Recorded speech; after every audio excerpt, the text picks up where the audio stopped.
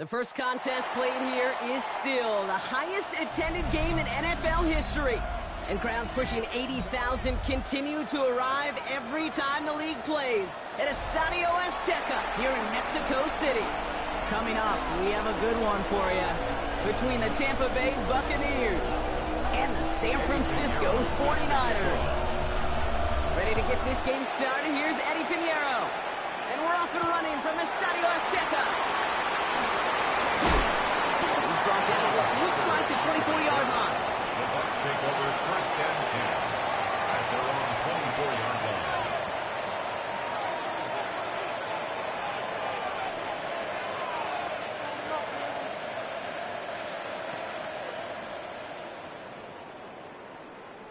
line. Offense out now to get us started. It's first and 10.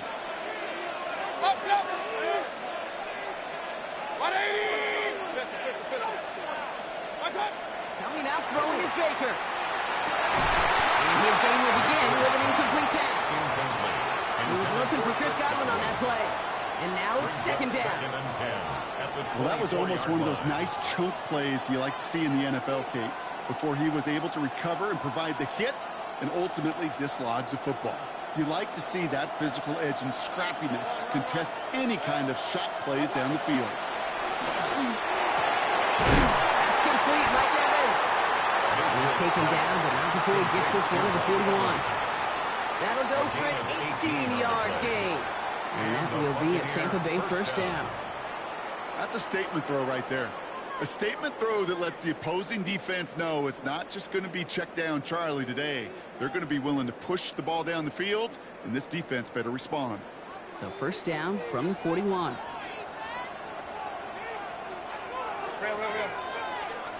180! Alert, alert, alert, alert! Running right, it's Irving. Gets some space around midfield. And he crosses midfield before going out. It's a gain of 11 there, and that picks up the first.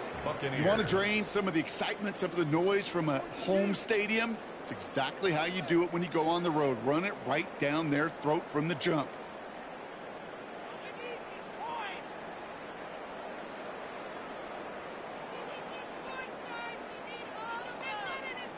The ball's on the 48. Here we go. First down. Hey, alert 33. Set. 180. Regular. What's up? Baker now from the gun. Evans brings in the slant. And he has it to the 42 before they make the stop. Good luck defending that short yardage slant. Just not going to happen. There's a reason. This is a go-to play for just about any quarterback in every situation. This is Irving on second. Defender gets to him right around the line. It's going to be marked as no gain. So, Brock, that means third down coming up. It'll be this group's job watching the film to find all these plays. The ones that amount to really very little statistically and identify what was needed to just make them a little bigger, stretch them further. Afterthought plays now, they could be the big gains of next week. Hey, alert 33. Up. Third and short, Mayfield. Got his man, it's got him. And they drop him with a big hit, but it's going to sting worse for the defense. A big gain, and the chain's moving too. They got 21 yards on the play. And the Bucs have the first. Good. There's the give to Irving. And he'll scurry forward for a pickup of 3.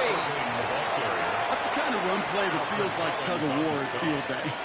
And you're just not moving the other side. Just a short run. Neither side feels particularly good about it. And we'll move to the next. Last run got him 3. Here's second and 7. Good. Hey, alert. Good. Shotgun snap for Mayfield. Those caught. And he stopped as we get closer to our first point to this ball game. It's going to be first and goal now. Well, that is pretty darn impeccable timing between the two. They hit a curl route of that length. It takes great anticipation and precision by the quarterback, and the receiver on the other end finishing it, doing his job. Hurry. 180. Stop. First and goal. Here's Irving. So some defensive initiative in that goal to go. Brock, they take him down behind the line. Second and goal coming up. A 40-yard loss on the play. second and goal at the 12-yard line. 180. All right, still scoreless through one quarter, but that looks like it's going to change pretty soon. Hopefully no shortage of excitement coming up in the second. More coming up after this quick break.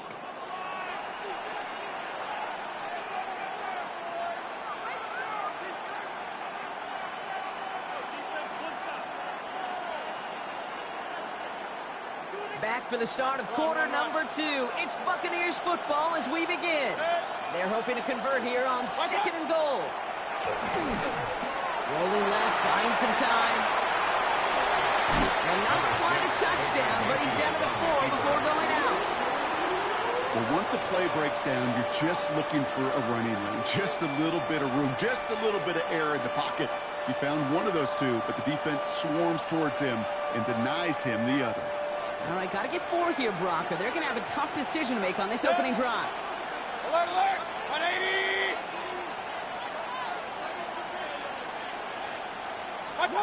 Mayfield now on third and goal. That pass complete to Irving. And he maybe got back to the line there, but no further. You can earn your money in the NFL in all sorts of different ways, but defensively, in a league where you're just not hitting as much in training camp, you're not tackling as much as they got to in the old days, and you can make a play in the open field, keep it short like that, I promise you some money will follow. I never saw a play script that ended with a field goal. It was always a touchdown that you wanted. That's 3 points, and it's enough to give them the lead. And he just sends this out and over the end zone, so no threat of a return. They're going to spot the ball for the 35 to begin this drive.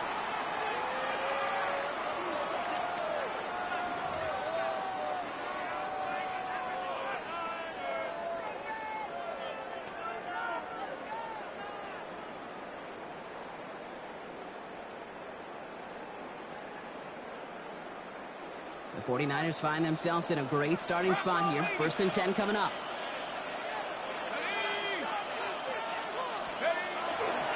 Here's the first carry for Christian McCaffrey. And some room to work, and he took advantage, giving 7. That run may not have gotten you a first, but sure, a nice little run to set the table.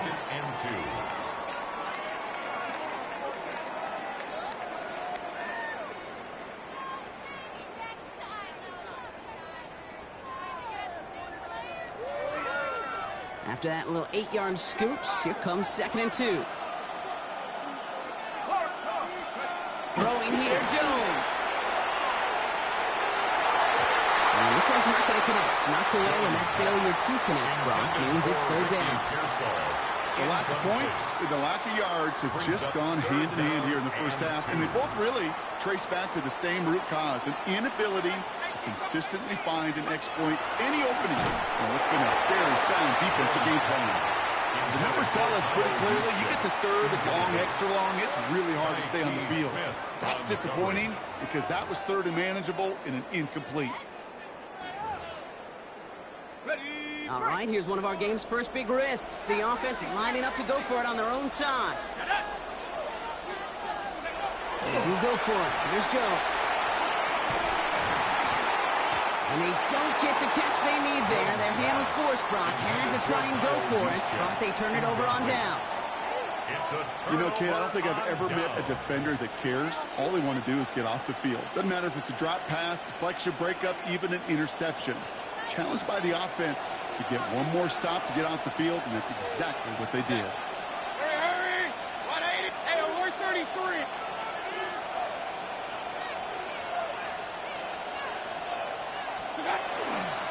On 1st down, they're going to run with Irving. He's only able to get back to the line. It's going to be 2nd down. So close to a big loss of yards for those guys up front. 1 second sooner, brings up second behind the line. But a stop to celebrate nonetheless.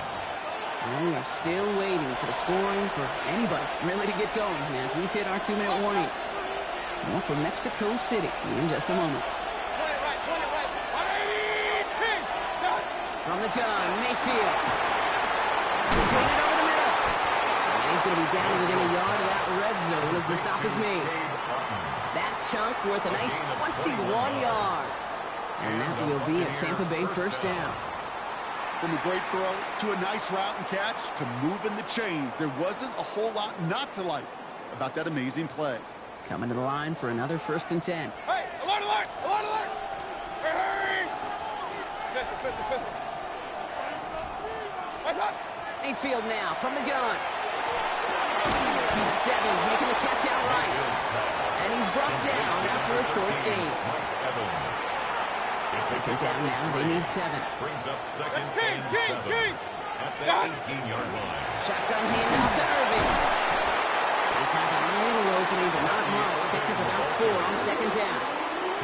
You know, that's a good run right there. Keep the offense on schedule. If he can average that type of yards per carry, this guy's going to be more than all right with letting him lead the show. All plays on the table here for 3rd and 3. Mulligan fly out of the gun. And that's a win for the pass rush. Hit as he threw it, leads to the incompletion. 4th down coming up. That is a DB's best phrase, pressure. That pressure earned that incompletion. They came in before he could find a target and hit him to alter that last-second attempt to get rid of it. Mayfield throwing on 4. That's him on the quick hitter. And they come through to stay on the field. That is enough to set this offense up with a 1st and goal. It sure seemed like he knew exactly where he was going with that right off the snap. 4 downs to get this across. Here's 1st and goal. Irving here from the gun. So much for finishing things on the ground, huh? He is stopped at the line. They're going to have to regroup now on 2nd and goal. Timeout called by the offense, and with another timeout available, they could actually get another 2 plays if they work quick. Baker now. And that's incomplete, and it also stops the clock with just 5 seconds left. It just kind of feels like they've met their match with this defense. So many plays, well, they just not ended the way they were drawn up. Fortunately, well, their defense is doing the same. You really feel like which offense can get into rhythm is going to find a way to win this game. Here he goes, 3rd and long. And it's incomplete on 3rd and goal. Didn't see a whole lot of room to fit that passing ball. Throwing into double coverage. How's Coach going to feel about that one? Yeah, that's a no-no. Yeah, I experienced that as a player and now as a coach. Please don't do that again. So we're through 2 quarters now. Still a half of football to be played. We'll be back with more of the NFL on EA Sports.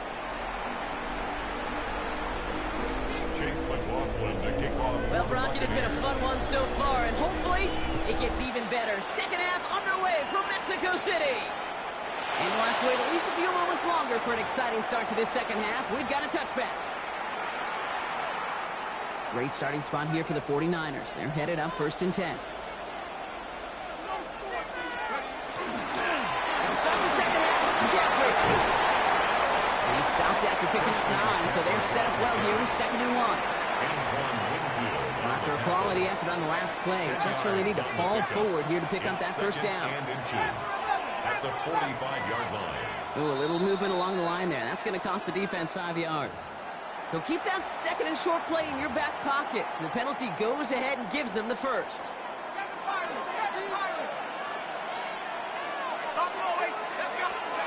1st down throw by Jones. Finds his fullback. And they're going to haul him down a step before the 30, right at the 31. Moving quickly, trying to get set. That's another 49er 1st down. On 1st down, Jones. Well, the pressure nearly got to him, but still a good play defensively as that one falls incomplete. And this is why scouts talk about a player's closing speed, Kate. You know, once he senses the pressure, he's getting rid of that ball. It takes a player who can close quickly to get to him before it's released. And that sure altered the throw.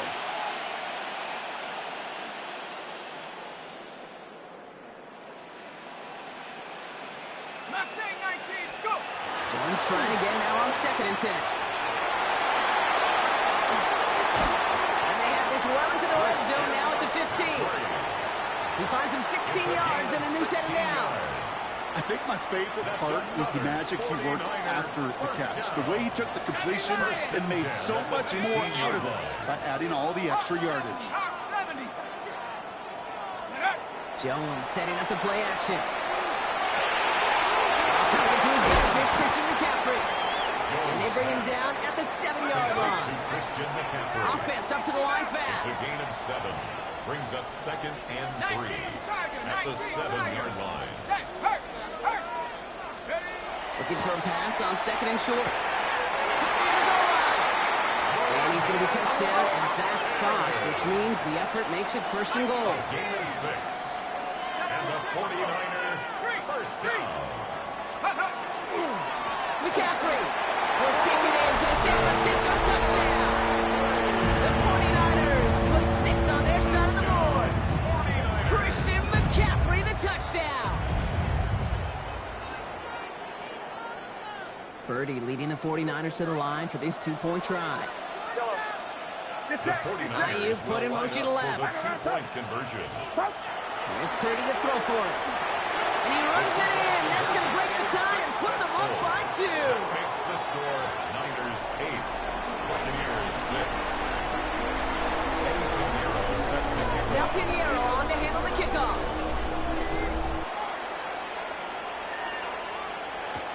Tucker now on the return.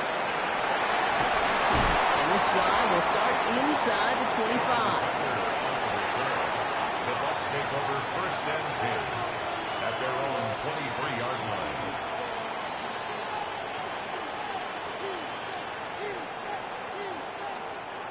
Bucs to the line. 1st and 10. Throwing Baker. Defender arrives right as the ball does, and the hit knocks it free. Incomplete. You go middle of the field against zone coverage, Brock. You know this firsthand. You are throwing into rush hour, and there aren't a lot of easy completions to be found in that part of the field. Yeah, and a lot of those throws, Kate, you're signing your guy up to take some sort of hit. It's on you to protect your guys. Credit that defense that's sliding around and making the play. And he's going to be driven out by a defender just before he can get it up to midfield. A strike for 23 yards. First down, and the Bucs have the first. Just about every defensive coordinator worth his salt says 2 things in every production meeting. Number 1, well, we got to stop the run. And number 2, we got to take away the tight end. Well, good luck doing that. Defending a big guy who can move like that, it's a lot easier to talk about than to go out and execute. And he's going to take this down to the 31 before he gets taken down. It's a gain big play, 23 yards to move those chains. You know he'll never shy away from embracing contact on a play right up the gut. Come on. You know getting that toss in the open field is so much more fun. And on that play, well, certainly more exciting for all of us to watch, too.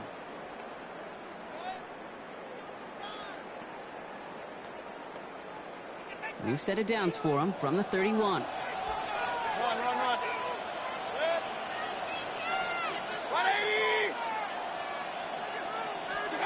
Mayfield on 1st and 10. He had it for a moment, but a great defensive play to jar it loose. Incomplete. Looking for Chris Godwin that time. And now they face 2nd down. They haven't found it easy to score in this one, Brock, and physicality just like that, a big reason why. And it usually is, Kate. I love defensive coordinators when they say, hey, it's not just what you see, it's what you hear. And you could hear the physicality of that knocking the ball loose. And he let his man just a little too much there. That's an incomplete pass. Try and find Mike Evans with that throw. That's going to leave him with a tough 3rd and long. Defensive coaches in the NFL say it all the time. Limit the big play. Keep these guys in front of you. Well, this defense is going to have to stay vigilant because this receiver, he could take the lid off the defense at any time. Hey, alert 33. Hurry.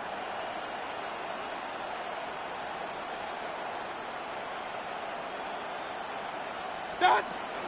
3rd down, give to Irving. And they're going to be set up just outside that red zone. They come through with a nice gain there. Gain of 10, 1st down.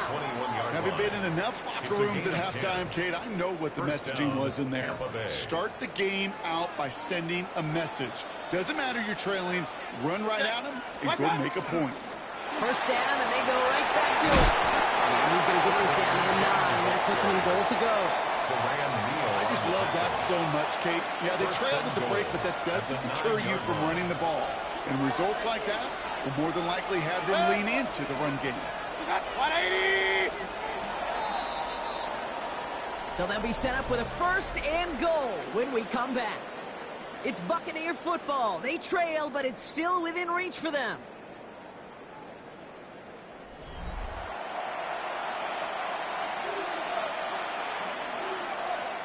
Now, they've certainly got the field goal in their back pocket, but they're going to try for the touchdown first here and goal to go.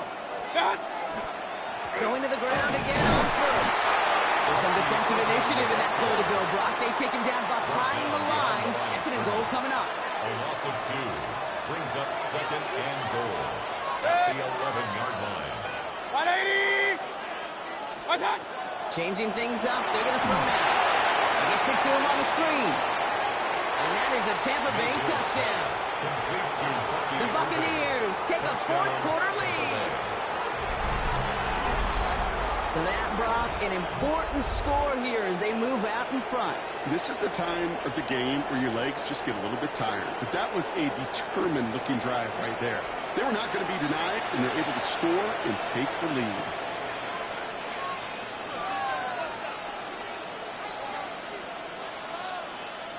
On is Chase McLaughlin for the point after. Extra point set right down the middle. And the Buccaneers jump in front now by 5. Buccaneers 13, 49ers 8. McLaughlin has it on the tee, and he's ready to send this flying. Okay, well, that one's over the 20, the landing zone, and almost everything else we got here today. So that football coming out to our 35-yard line. The 49ers find themselves in a great starting spot here. 1st and 10 coming up. They'll start this one on the ground with McCaffrey. And into a sea of bodies he goes. Looks like they'll get about 3 out of it. Timeout taken by the Buccaneers. They're first. They still have 2 to work with in this final quarter. That is simply a stay-on-schedule kind of run. Nothing more, nothing less, just right on schedule. They'll come up after that 4-yard gain. It's 2nd and 6. First carry here for Jordan James. And they'll make the stop up at the 46-yard line. 8 yards on the gain, and the drive continues forward. I think with that call, they were trying to set him up with a short 3rd down run. He said, nope, not on my watch. I'll just go get it all right here. Now, playbook's wide open. This could decide things. It's intercepted. Picked off by Levante David. And he takes this one back. It's a pick 6 and a Tampa Bay touchdown.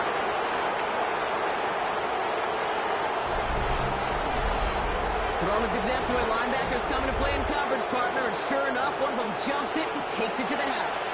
If you say that, you know, think about the depth finder on my fishing boat. You're absolutely right. This is where these linebackers love to lurk and could do some serious damage.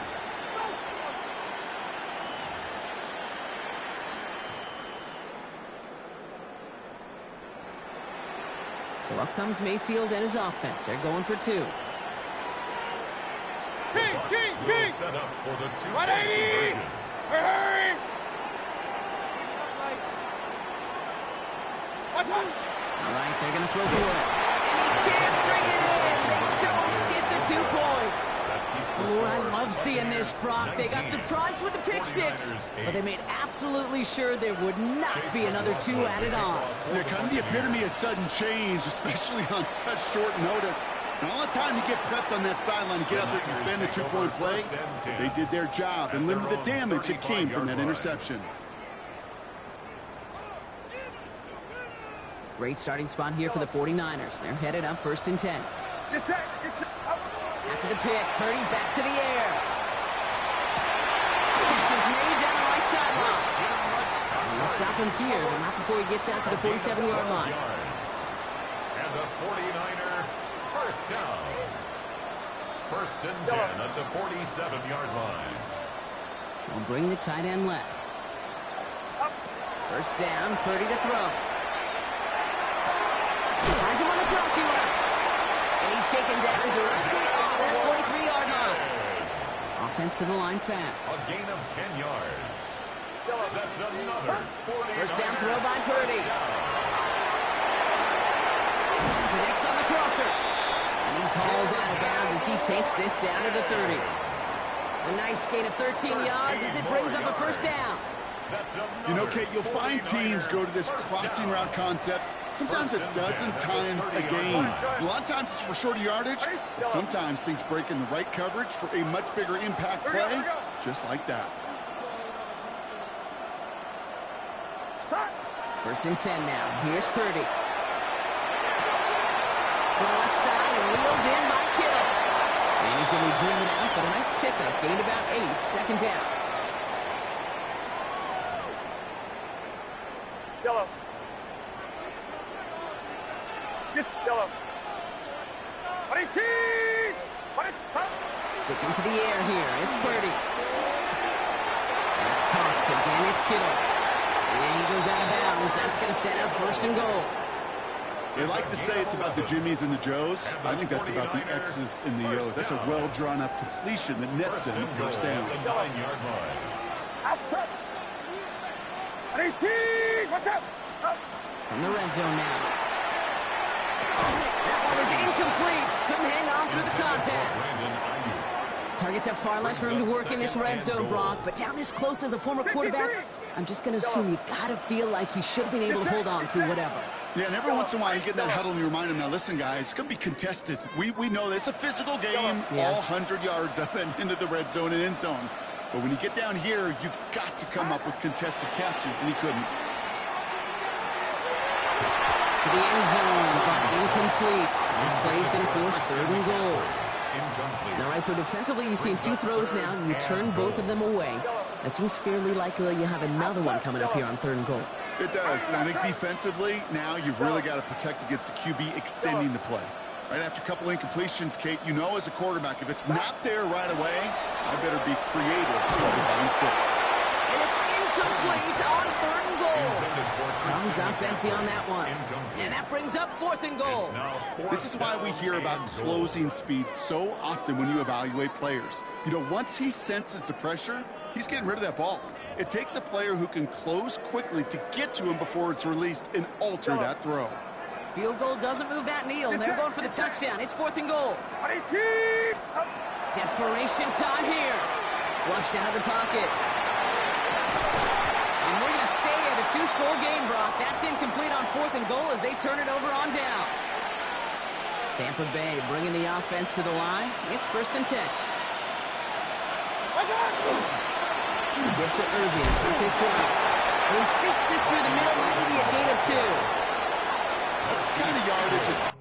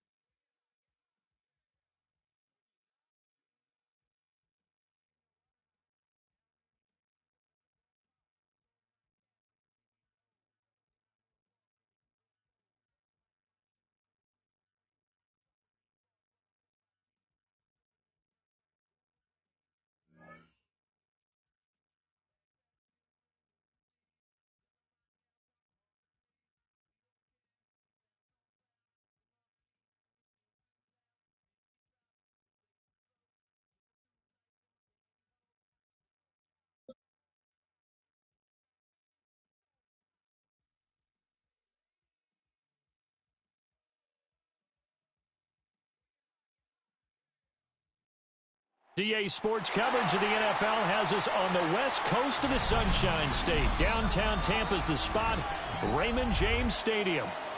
Straight ahead, we've got a pretty good one on tap here, as it'll be the Detroit Lions taking on the Tampa Bay Buccaneers.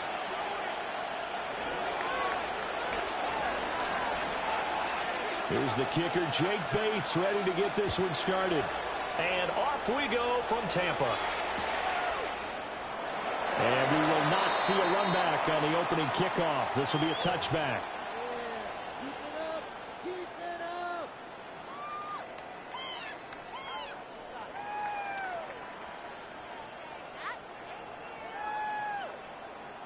Ball up to the 35 now as they come up on 1st and 10.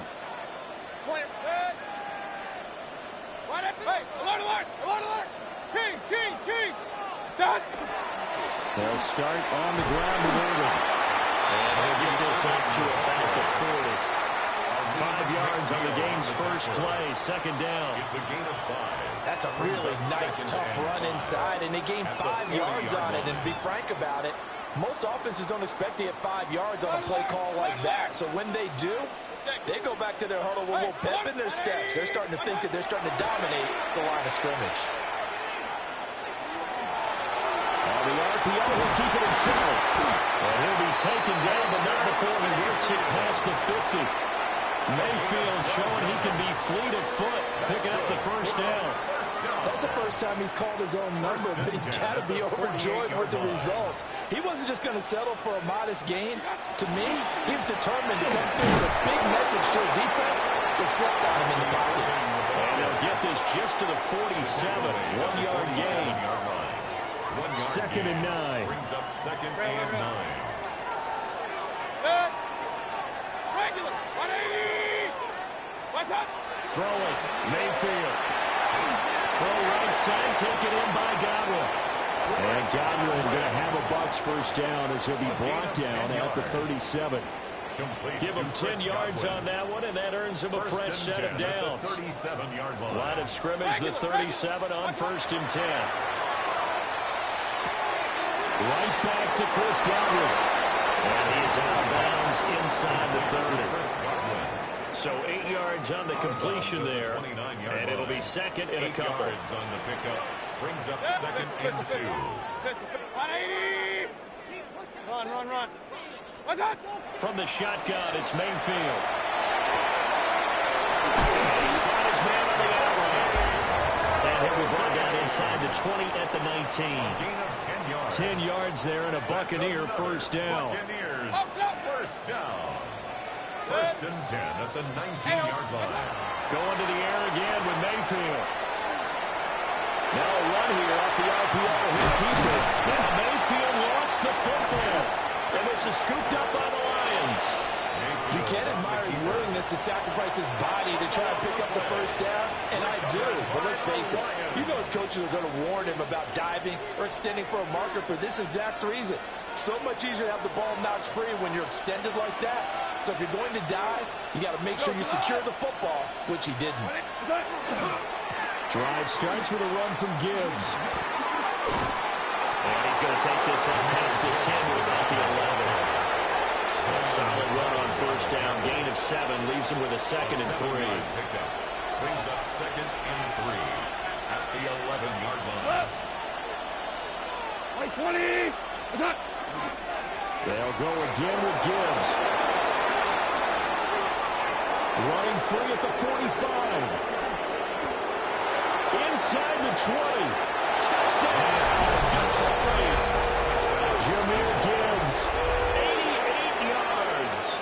And the Lions are on the board 1st here on the road in Tampa.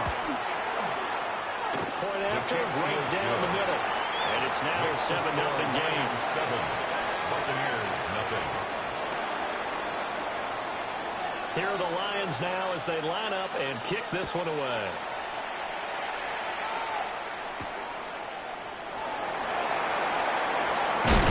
And he's going to be taken down on what will be the final play of this 1st quarter. After one, 7-0 on EA Sports.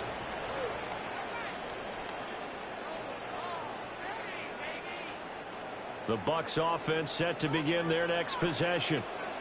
They had the fumble on the last drive, wound up leading to the opening touchdown. Now they'll try again here, 1st and 10.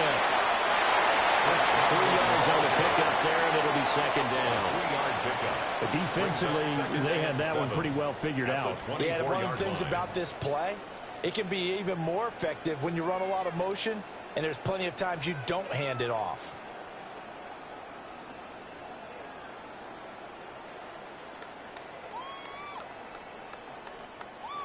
From the 24 now, here's 2nd down and 7. Mayfield down. Looking right side, and it's intercepted. Picked off by DJ Reed.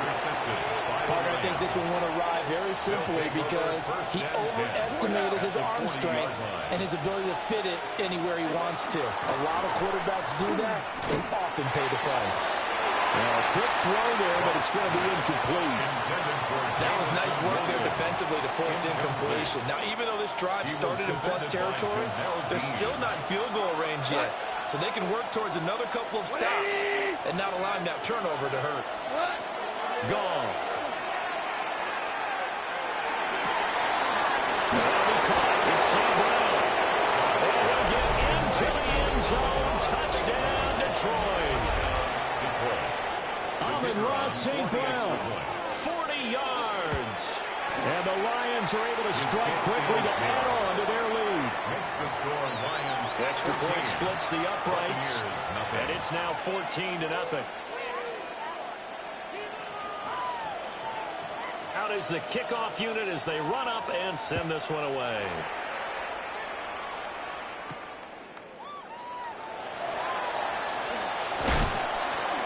And no alley to be found. The coverage was solid, and he's dropped at the 18. Take over 1st and 10 at their own 18-yard line. The Tampa offense ready to get their drive started. And job one here, Charles, just keep possession of the football. 2 drives, 2 turnovers to this point. You're exactly right, Doctor. Get the crowd to go. Folks do no harm. Right now they're harming themselves on offense. I like that. No one is mistaking me for a doctor, though. But thank you, Dr. Davis. Now a 2nd and 10.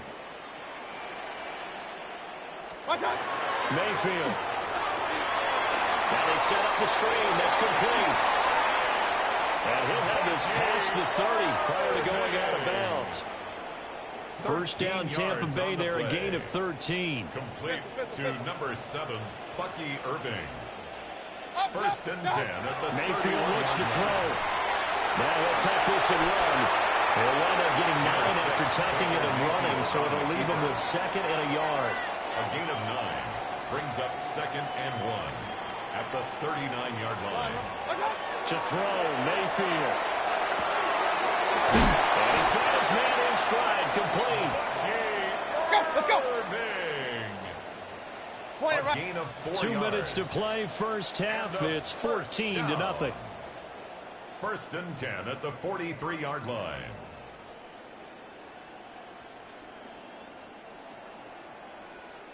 This offense finding its legs now. Here's another 1st and 10. 180. Hey, alert. Now Mayfield. This is caught by Evans. And he takes this one down almost all the way to the 30. Call that a very strong gain of 24. Buccaneers. Well, these guys have definitely been outplayed in the first half. I like their countenance. I like the way that they haven't panicked out there, the way they're carrying themselves. They're starting to move the ball, and what you have to do, maintain your poise and start to put together some drives. From the 32 now, here's 1st and 10. Baker going to give it to Irving. DJ Reader there on the tackle.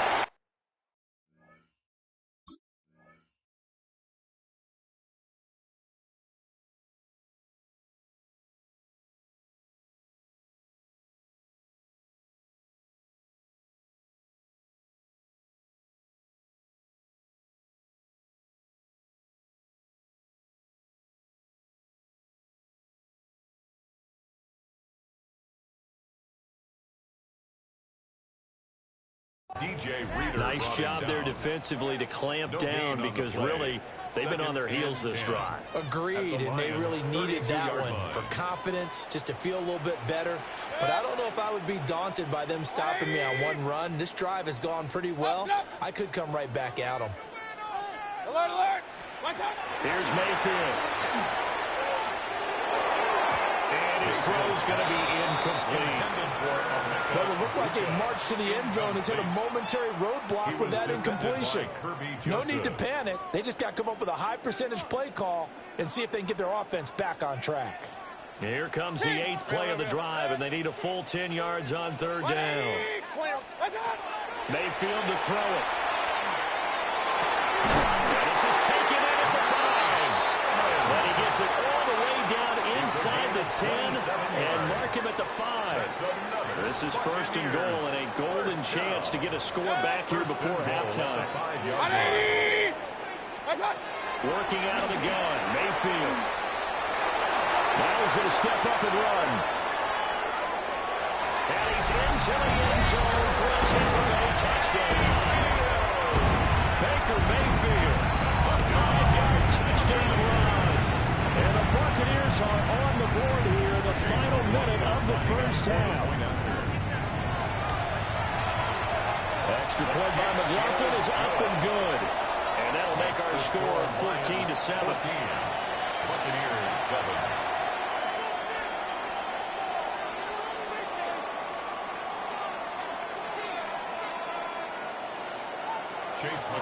Following the touchdown, here's McLaughlin to kick off. And this one definitely not in the landing zone. In fact, it's over the back line. So this is going to come out to the 35.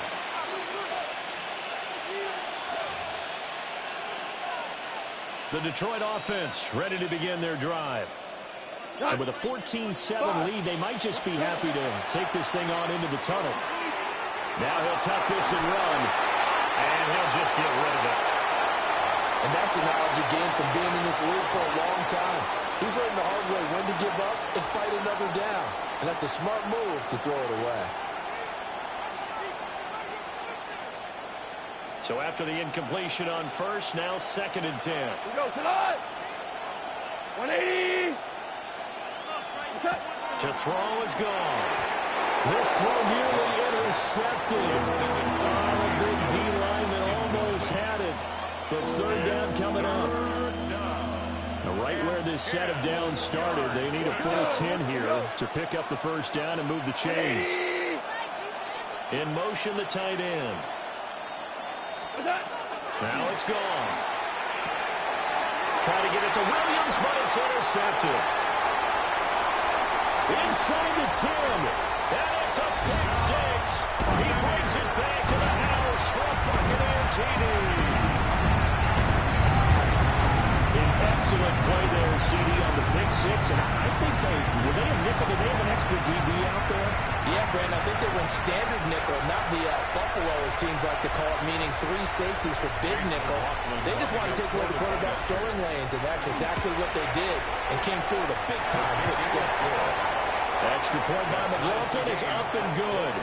And that is going to tie our game as we approach halftime.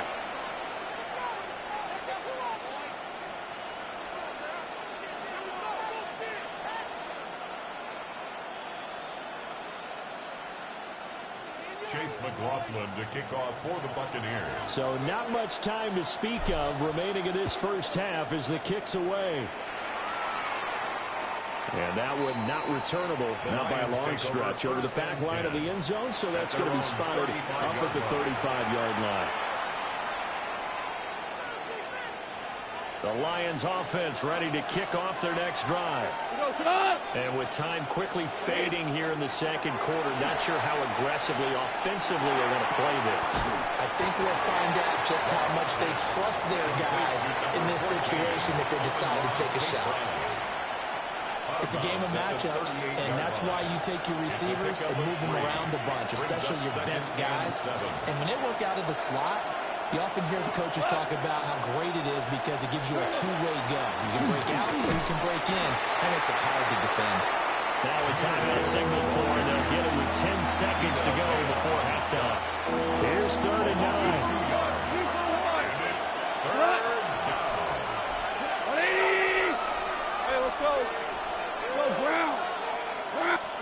A shotgun snap for Goff. Work in the middle of the field. He's got a man complete. And now we'll get a late timeout as it comes in the waning moments of quarter number 2. That's good. And they line up now for what will likely be the last play of the first half. First and 10 at the 42-yard line. First carry now for David Montgomery. Busting through contact. Just wasn't a huge hole there for him to operate. Stopped just inside the 35-yard line. And the Lions quickly now going to use the last of their timeouts. And with halftime on the horizon, they'll be out of timeouts from here forward.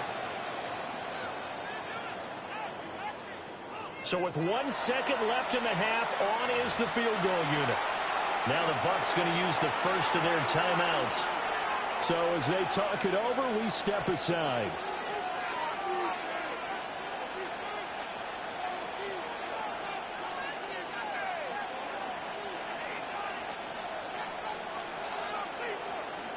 So on second down, the field goal unit is on here as they try to get 3 before half. Bates' kick is good. And that will do it for this first half. So 2 quarters down, 2 remain. Charles and I return after the break.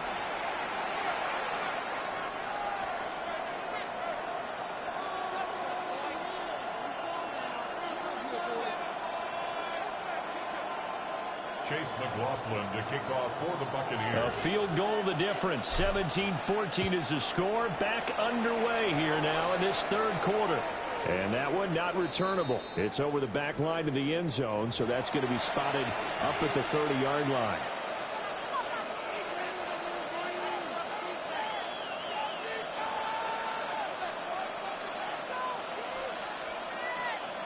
The Detroit offense ready to begin their drive. And they've got the lead, CD. What do you expect from them in the second half? Well, I like what they were able to do on the ground in the first half because they had a lot of success running the ball, and I certainly think we'll see more of that. But I keep an eye on that defense, and I think their coaches up in the box will do the exact same thing. If they start to see 1 or 2 guys start to creep towards the line of scrimmage, that'll be license to take some shots downfield. Still a few inches short of the first down as they come up now on second down. 180! Now flags, and we're going to get a delay of game. Well, just a little too lackadaisical, Charles, and they didn't get up and snap the ball in time. Delay of game. Yeah, and I'm not sure if he understood where the clock was located in different stadiums. It's in different places. You have to check that in pregame and make sure you're aware so you don't run into penalties like these. Here's Goff. He gets this out right to Gibbs. And some space here. And he'll get this one down near the 20-yard line, just shy of the 20. 39 yards there, a big one. Well, partner, I'm not sure how this drive's going to end, but how about the way they flipped field position there? A nice attacking play that picked up a heck of a chunk of yardage. So the big play gets them all the way down to the outskirts of the red zone here for 1st and 10. Cut! 180! What's that? Gibbs on the toss left. And that'll hurt the average a bit as this time they're able to get him behind the line. And that's going to go as a loss of 6, and it'll set him back for second down. And that's what this defense is going to need to do more in the second half. Good pressure that time, forces some indecision in the backfield. He's going to wind up being taken down for a nice loss. DC! They'll fake the give. Now Goff. Here's a diving catch right side. That'll be a gain of 16. And that'll bring up what looks to be a 3rd and inches. Can't be more than a half a foot. I felt that one all the way up here. How about that big man laying out and making that catch? Yeah, that wasn't a 180-pound wideout. That was the tight end. Gibbs will try and pick it up.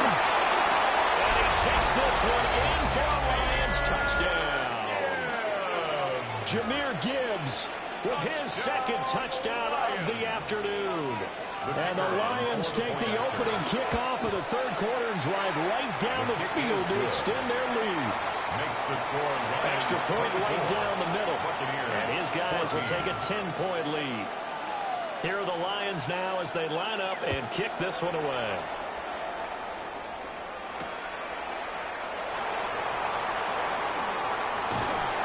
Not much doing on the return. Good coverage there.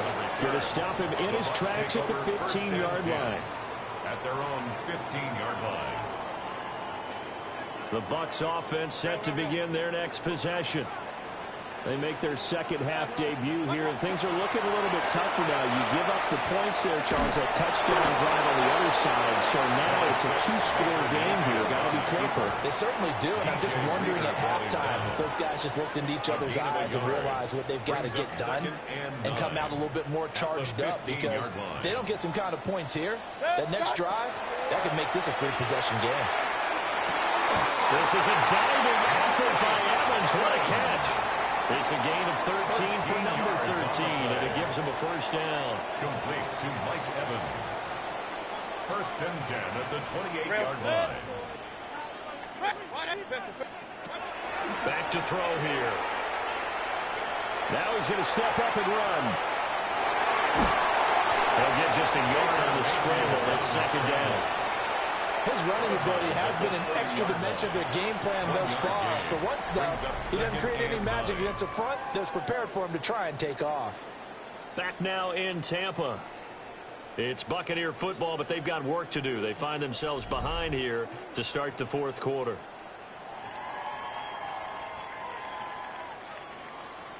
They work now on 2nd and 9. Kings! They'll drop the throw.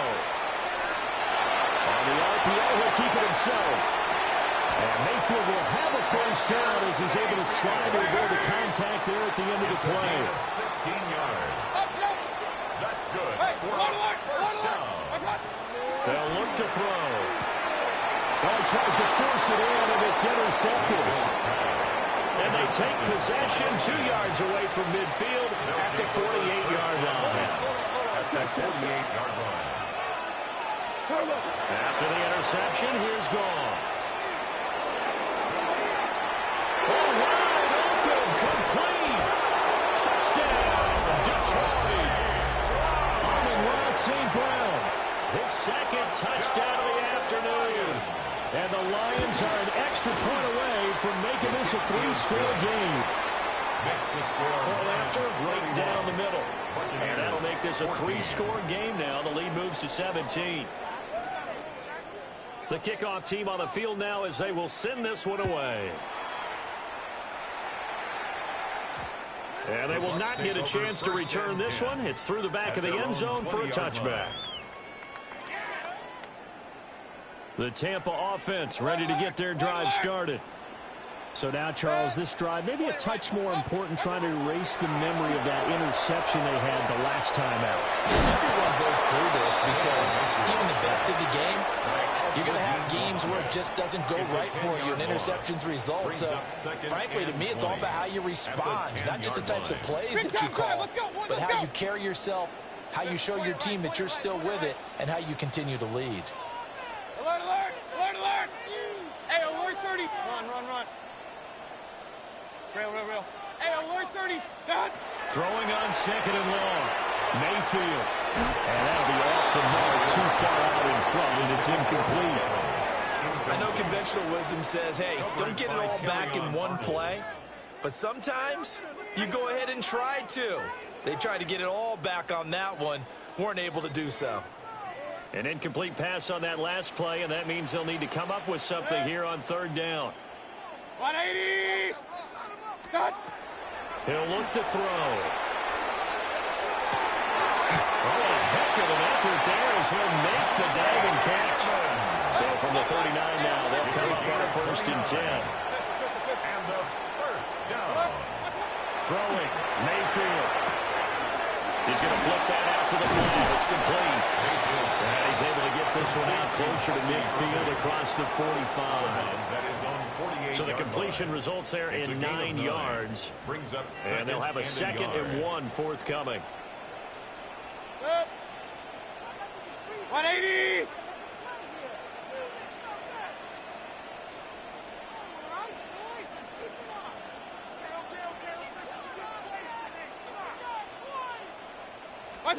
They'll throw again. Here's Mayfield.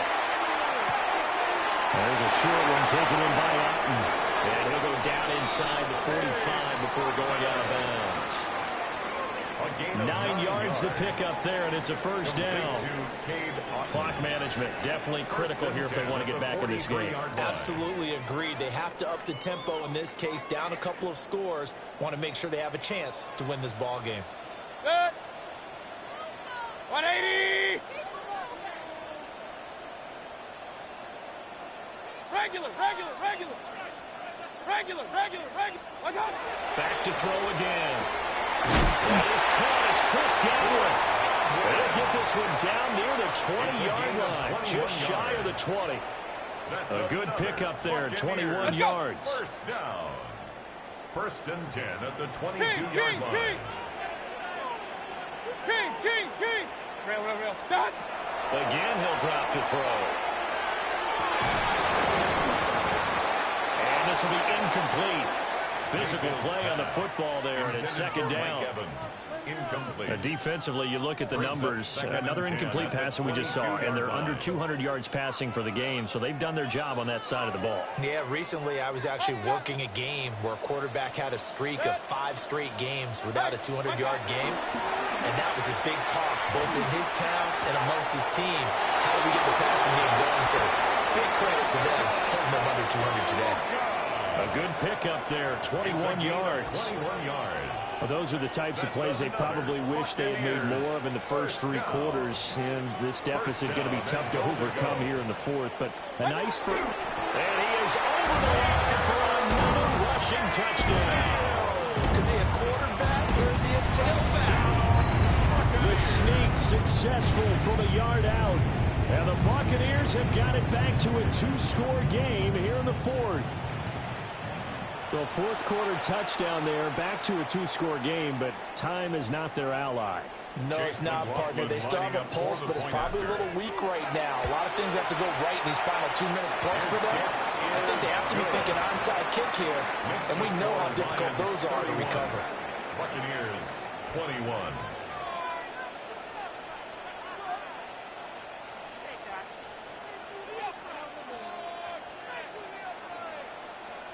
Two scores down, 3 timeouts left. Still a chance if they can somehow get this one back.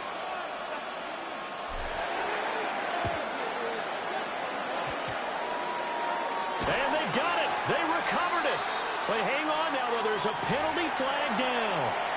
Well, CD, you understand. I mean, they're so eager trying to get back in this game here in the 4th quarter, but they touched that one a little too early before it went 10 yards. Brandon, in such a high-stakes scenario, everyone's feeling the pressure on this play. The special teams coordinator, which one is he going to pick in terms of kicks? Can the kicker execute it? Can the team wait for 10 yards? So many variables, and in this case, they didn't get it done. And he's got this down a yard or 2 shy of the 40 before he's out of bounds. It's a 6-yard pickup, but it gets him to 2nd and 4.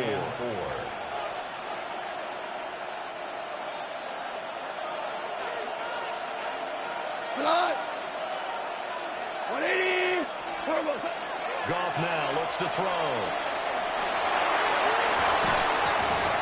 And that's going to be incomplete. Good effort there trying to take a shot, but it's 3rd down. It's another zone defense. It looks like it's open for possibilities, but they did a nice job patrolling the middle of the field and forcing an incompletion. On 3rd down, here's Gibbs. And this one goes nowhere. Losing yardage on the play back at the 46. 2 minutes left to play in this football game here on EA Sports. So the Lions in possession of the football as we welcome you back. They've got a 4th down here in a game that looks to have been decided already.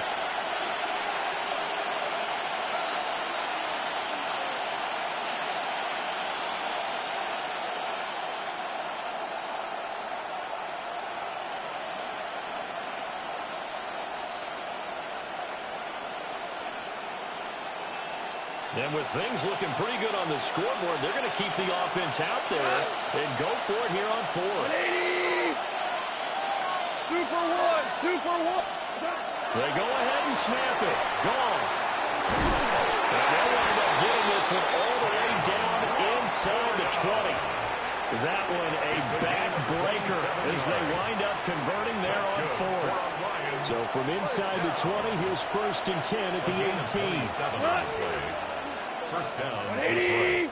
5 points of contact necessary at this stage as they run on 1st down. Vita Vea stopped that play in its tracks. 2nd and 12, and you'd have to assume another all-out effort to stop the run is coming. 20. Hold on. Check.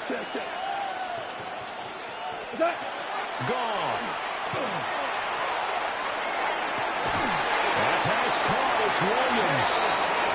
Now the Bucs going to use the first of their timeouts. It's a gain of 18.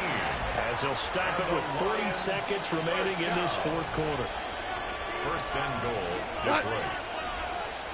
180. Montgomery is in for a Lions touchdown.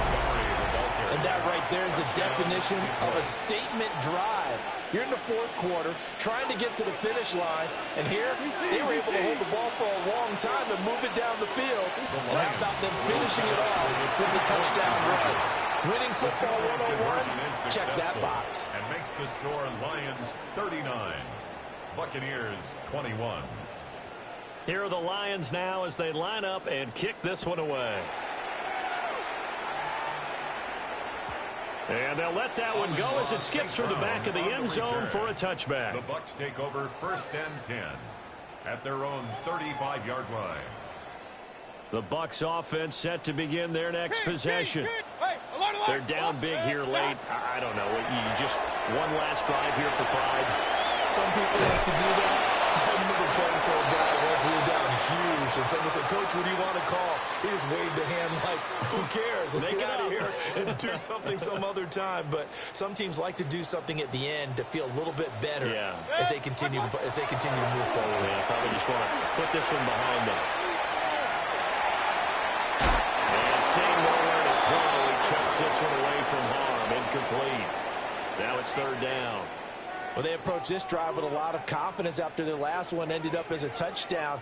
But incompletions on their first 2 throws has them huddling up and trying to figure out a big play here on 3rd down to get their momentum going again. 180. Kings. Mayfield from the gun on 3rd down. He's got his target. That's complete. The Bucs going to go ahead and use the 2nd of their timeouts. It's a gain of 23 as they get it with just yards. 19 seconds left on the clock. First and 10 at the 42-yard line. Finding Sterling Shepard for his first catch. The Bucs forced to use their 3rd and final timeout. And as the two teams talk it over on their respective sidelines, we take a break. First and 10 at the 27-yard line. Going to the air again with Mayfield. That is incomplete. Well, these guys are not going to go out with their tails between their legs. They're going to keep taking their shots until the clock's at 000. But that one, like a lot of others, winds up incomplete. Here's 2nd and 10. Run. 180. Watch out. Mayfield down. And that'll be incomplete with just 6 seconds left on the clock. I think this is what this game's become now. Just go deep, see if we can get something to go our way. Yeah, not the most creative or most inventive play call there, but not much has worked for them throughout this game. They're almost at a loss about what to dial up. And his kick is indeed good. And that'll get the deficit down to 15. Well, he was a spectator for much of this game. This is his first field goal opportunity of the entire contest, but he's able to connect. Yeah, he had a pretty good seat to this one, didn't he? But let's face it, all kickers that you and I know, they want to contribute. They want their opportunity, and he seized his. Yeah, we saw that one up here, CD. Offensive team, they touched that before it went 10 yards. Obviously such a fine line, letting it go the required 10 yards, but also getting to it before the hands team can. Just didn't time it out right, and that results in a flag. They got to have two hands on the football here as they run on first down.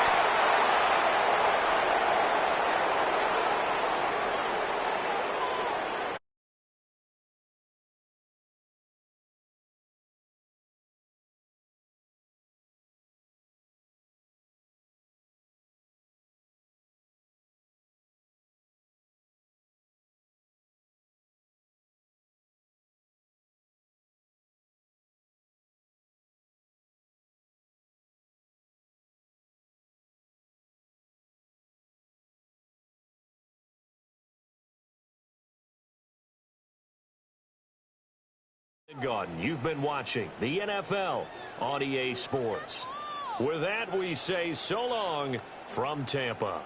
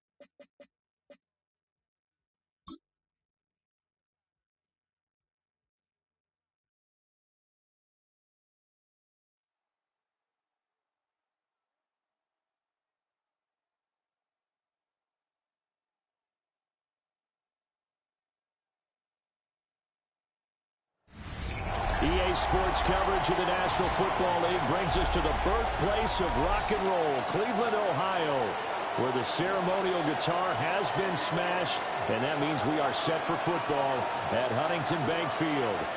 Today, we've got a good one on tap in the AFC North. It's going to be the Pittsburgh Steelers taking on the Cleveland Browns.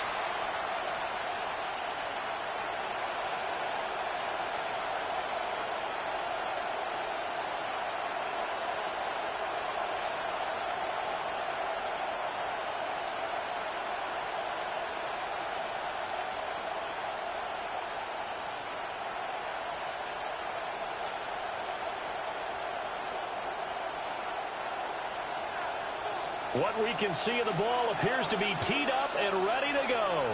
And off we go from Cleveland. And it's a pretty good return here as we get this up to the 29. So here are the Steelers now to take over for the first time. Under center is a 6'2", 225-pound signal caller, Aaron Rodgers. I remember watching him in college and seeing a guy that you knew had great potential, but I don't know that anyone knew that we would see how he would blossom as an NFL player who will go down as one of the all-time great quarterbacks. Can make every throw from every angle with terrific mobility, and he knows how to win games, always in contention for a championship.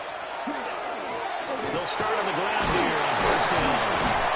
And he gets this to the 35. Good for a gain of 5. Brandon, 5 yards on that run. Let's get back to the huddle and make sure if you're a back, you spend time with your offensive line and give them credit. Hard to move those 300-plus pounders at the line of scrimmage, and they did for a significant chunk of yardage.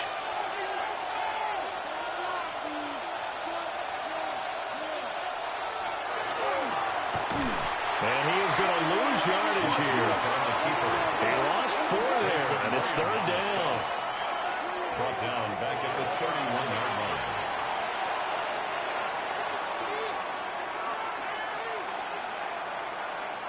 They'll come to the line here needing 9 yards to pick up the first. Now this time Rodgers will throw.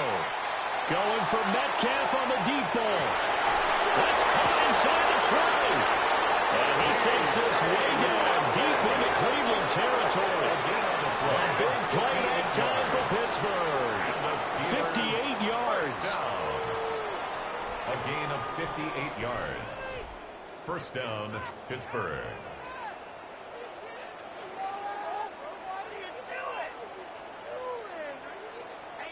It's early, but announcer cliche alert here. Big players make big plays. Should I say in big games too? Ah, what the heck. And this defense, they're going to have to find some way to slow him down as this game goes on, because when this combination is going good, they can tear your secondary apart. And he is going to be stopped cold behind the line of scrimmage. What a difference a play makes. A huge step forward and now a small step back as he loses a yard or 2. Sometimes you just sit back and marvel at what he can do defensively. Speed, strength, quickness, he's the whole package. And that package just wrapped up the runner for a loss. Austin brings in the quick throw. Rodgers will go down as a gain of 6, and it brings up 3rd and 5 now. It's a gain of 6. You can see the time and effort and thought that they put into their passing game, because it was evident right there. It looks like a simple pitch and catch, but you and I both know that they have planned for this and worked hard to make it happen. From the gun on 3rd down, Rodgers. And in for the Steelers touchdown. From 6 yards away. And the Steelers are on the board first here this afternoon. As a general rule, quarterbacks don't want to lock in on a receiver before the ball is snapped. But in this case, based on the matchup he thought he was going to get, it was favorable for his tight end. He locked in on him early and found him for a touchdown.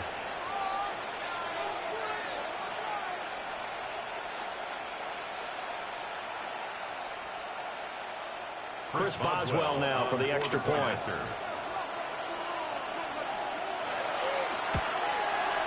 Well, these may be an adventure this afternoon, but this one is good. That time a 6-play drive.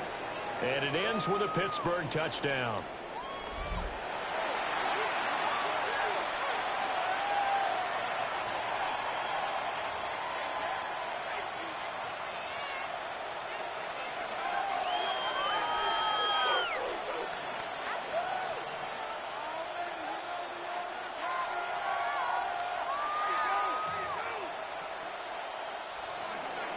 Boswell now to kick it away after the touchdown.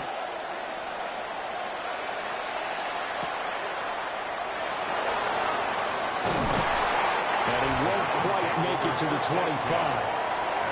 So here are the Browns under head coach Kevin Stefanski. They'll be led out by the former Colorado Buffalo, their rookie quarterback. Tell you what, partner, he might just be a rookie, but he certainly looks the part of a veteran NFL starter, and he carries himself like one leading the offense out there. In a lot of ways, he is advanced as a first-year quarterback, and he came in and was right at home with this offense. Looking to put a drive together. On the ground, this is Quinshon Judkins. And he put up a good fight, but he's going to be taken down behind the line of scrimmage. I like the strategy.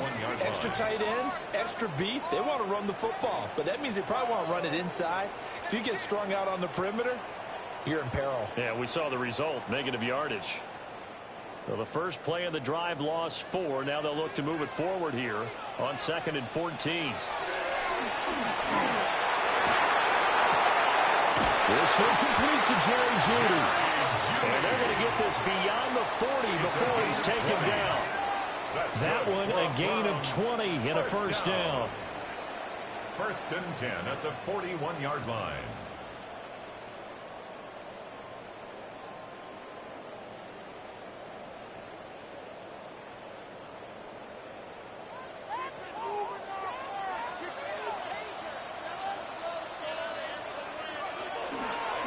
An inside run with Jenkins. He'll get this up to about the 44. I think that's the type of run we'll continue to see throughout this game. The snow coming down, I don't expect a lot of big plays to be broken. At the 44-yard line. From the 44-yard line, here's 2nd and 6. Once again, Jenkins. And he is going to lose yardage here. It goes as a loss of 6. And now 3rd down.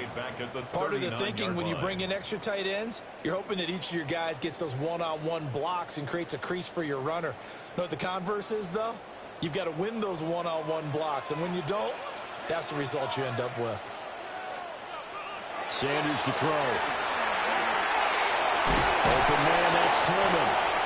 And he'll only get this to the 47. He needed a few more yards to pick up the first. They'll get 8, but they're going to have to punt here on the opening drive because that's not enough.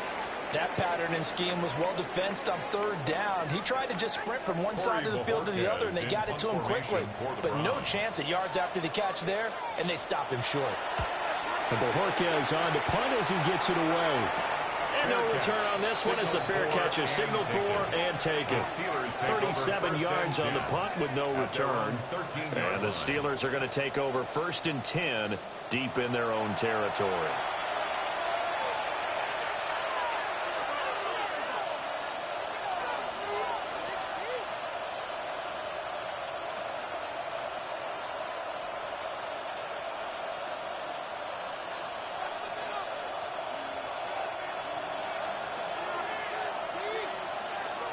Now a play fake. Rodgers.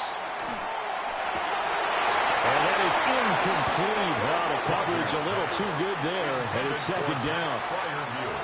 Anytime they think they've got him open beyond the markers, you know they're going to throw it his way. And that's not going to change even after that incompletion was forced. An incomplete pass on 1st down. That leads to a 2nd and 10. They'll send the tight end in motion. Throwing now is Rodgers. A short one there to Freiermuth. 9 yards, and that leaves him just short, so it'll be 3rd and less than a yard. That coach is always harped on the quarterback reading the defense and getting it to the open man. That's good recognition there, and how about what he did after the catch? Yeah, hit your tight end. Let him get some rack. Yeah, when he gets moving, not many guys want to come over and put a hit on him, do they?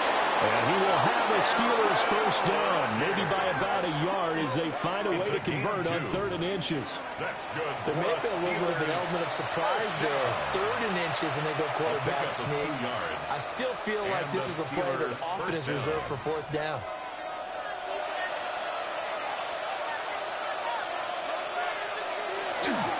Now run straight ahead with Warren. And not a whole lot there, maybe a yard to the 27. You know, they always talk about playing great team defense, and that was an excellent example right there. Everyone on assignment, no one in the wrong spot, everyone filling their gaps. They'll break the huddle, come up on 2nd and 8 at the 27-yard line. On play action, Rodgers. And it's a short one here, complete to his tight end. And he's able to get this one up to his 30 before he's out of bounds. 3rd and 4. That was an okay hook up there with his tight end, but unfortunately, they didn't get the kind of yards they had hoped for. That's going to bring up 3rd down. This now a 3rd and 4.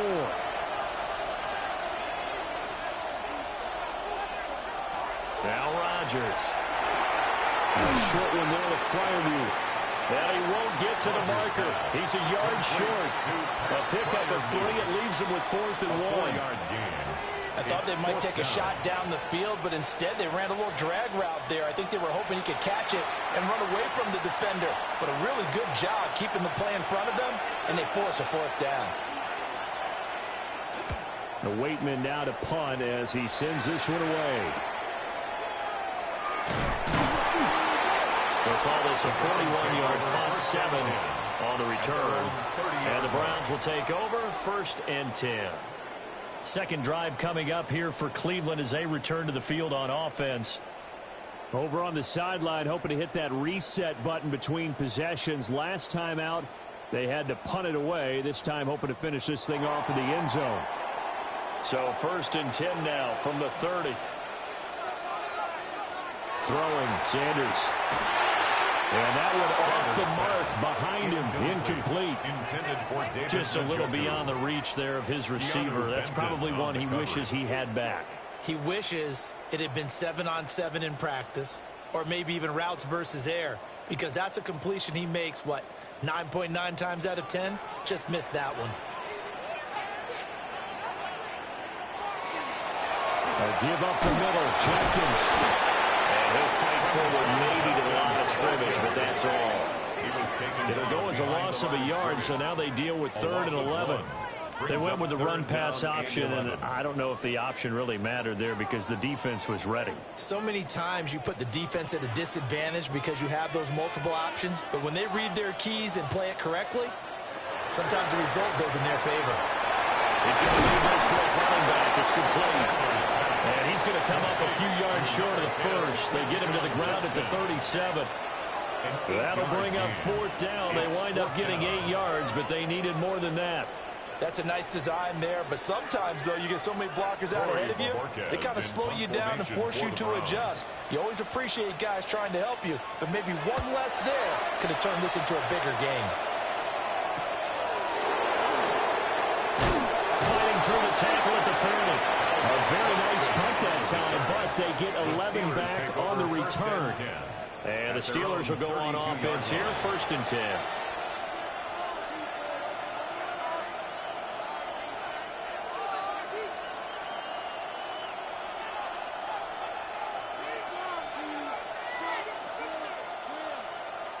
Looking to put a drive together.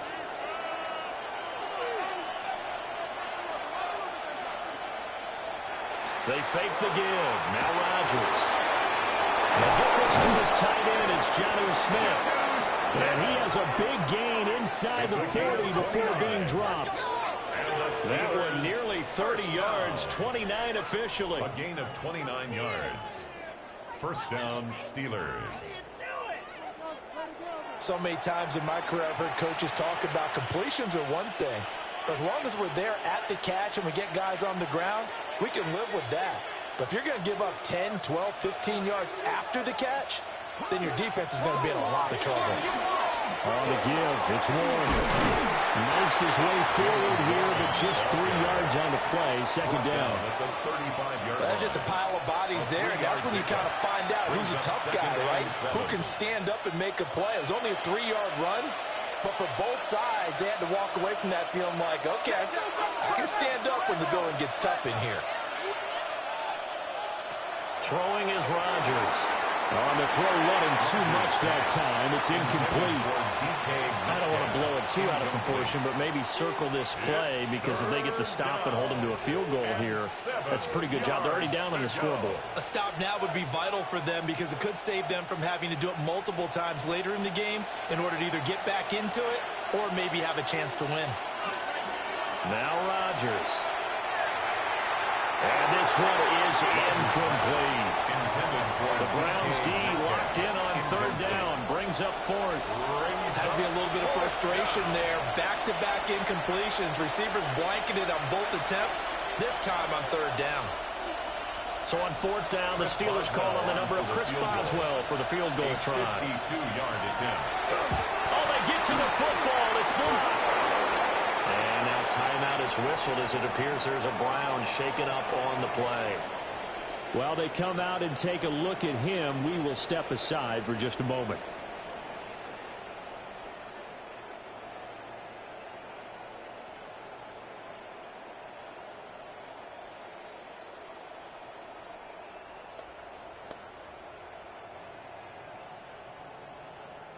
The Cleveland offense ready to go.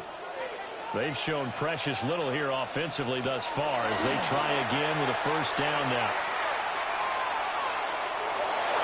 And that one too far in front. He couldn't reel it in. It's incomplete. A lot of times it's that first read that you have. Maybe you get it in pre-snap, and he locked in on his target, but he was covered quite well, and that one's incomplete. 2nd and 10.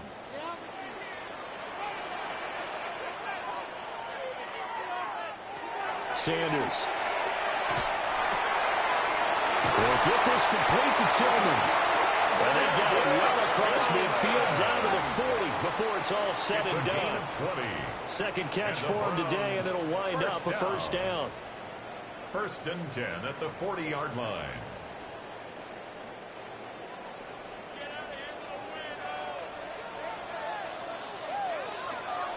Off the play fake. Here's Sanders.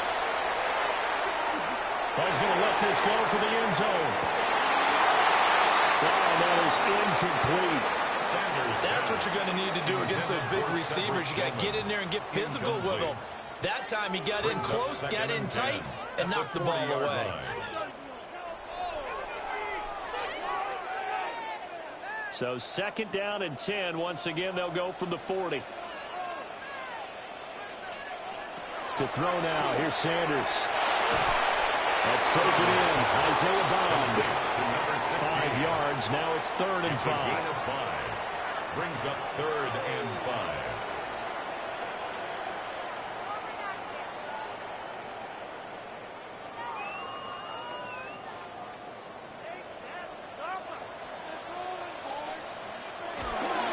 On the handoff, this is Jenkins.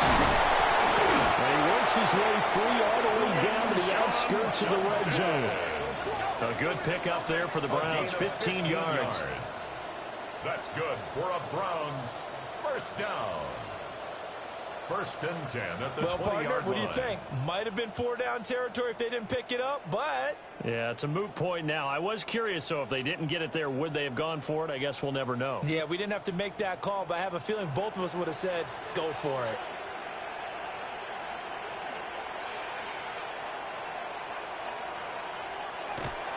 First down, right back to Jenkins.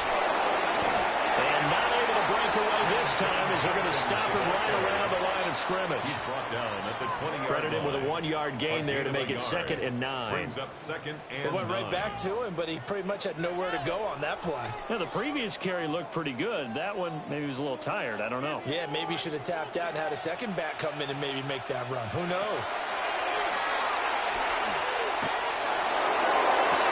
To the end zone, but it's incomplete. The tight end David Njoku, the intended receiver. It's now third down, and it's third down. 9 yards to go.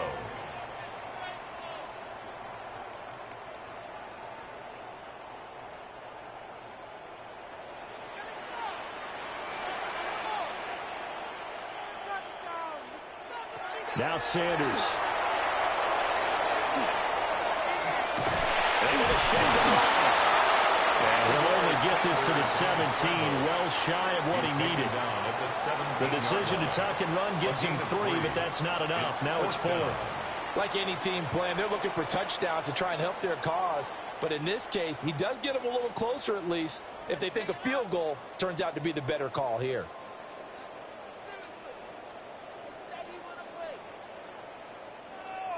So on 4th down, Kevin Stefanski trots out the field goal unit. This will be a 34-yard attempt. And his kick is good. And they are on the board, but still trailing. It's 7-3. So, Charles, they are on the board after that kick. So 3 drives, 3 points. Obviously not the start that you were hoping for, but they're able to erase that 0 off the scoreboard. Yeah, I guess what you're saying is a point of drive is not what offenses are striving for by any stretch. They're happy they've got 3 now. They hope that that unlocks their offense for bigger points down the road.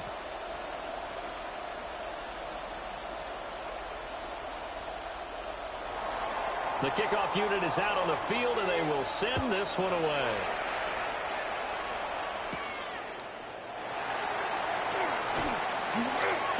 Johnson on its poke free. Football is out. And I think the Browns got it. They did. And careless with a football there on the kick return. And one thing I love about going to practices is trying to get around coaches and hear their catchphrases and what they really emphasize. We haven't been to a single one yet this year where a guy fielding a kick, you don't hear, tuck it away, tuck it away, tuck it away. And this time, they turned it over. Ball security eluded him. So from the 36 now, 1st and 10. On his own read, this is Jenkins. Trying to find a lane, but instead he'll get back to the line of scrimmage. And no more. By Alex Highsmith. Alex Highsmith there on the tackle. Brings up 2nd and 9. We haven't seen much from him running the football here in this first quarter. No, you're right about that. We haven't seen much of him at all so far. They've stacked him up pretty well, but when you're trying to run the football, sometimes you got to play the long game. Keep handing it to him, and some of those runs that aren't working now, they turn into 6, 7, 8, and maybe more later on. And down he goes. They sack him back right around the 41-yard line. Multiple players combined for their team's first sack of the game. Well, you don't usually get a sack from a nose tackle spot, but we got one there. No, we don't, and a lot of the times in passing situations, they end up off the field anyway. So how happy was he to work his way back to the quarterback and put him on the ground? He's going to end up with a nickname after something like that, some Big Jelly or something like that.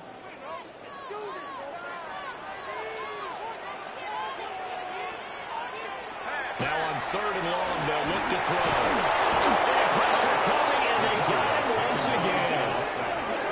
Alex Highsmith making the nice play and getting the sack. Brandon, what I remember most about playing with guys who knew how to rush the passer, they would just tell you, just cover people for me, just long enough for me to get there. And that's exactly what happened on that play.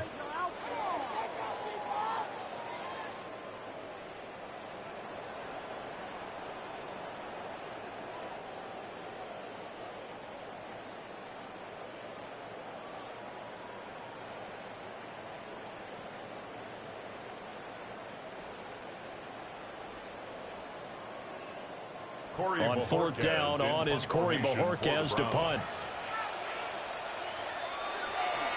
And he's getting a workout here in this first quarter as he gets it away. And Pittsburgh getting set to take the field. Last time they had a little bit of a special teams breakdown. That field goal was blocked. Yeah, and everything has to be precise in the kicking game. Snap, hold, kick. Obviously the blocking to keep people out. So what you really want to do is get in there and get 6 points and take the pressure off of those guys.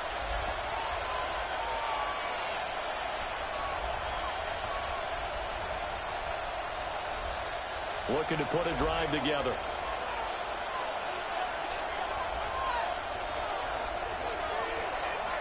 They'll start this drive out on the ground.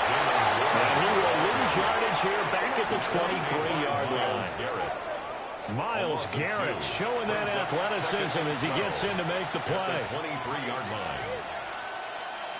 After one, 7-3 the score on EA Sports.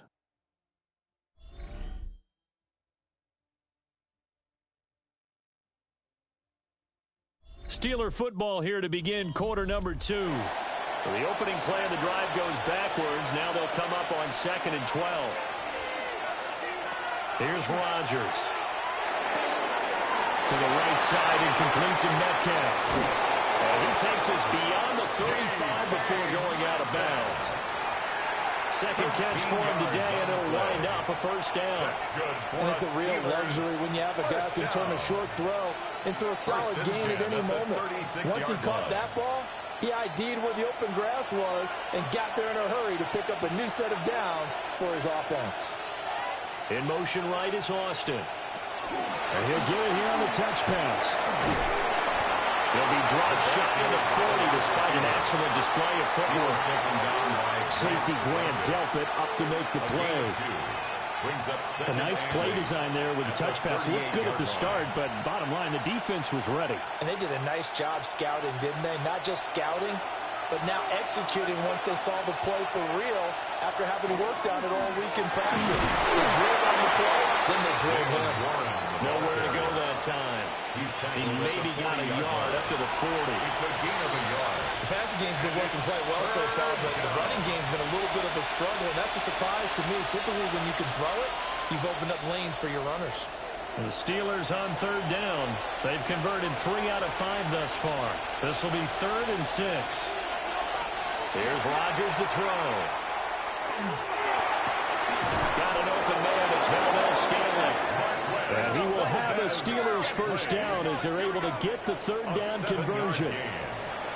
So he turned to a trusted, familiar face in that 3rd down situation. It paid off. Yeah, you go to your veteran receiver in that spot, so you can't underestimate him when he's on the field defensively.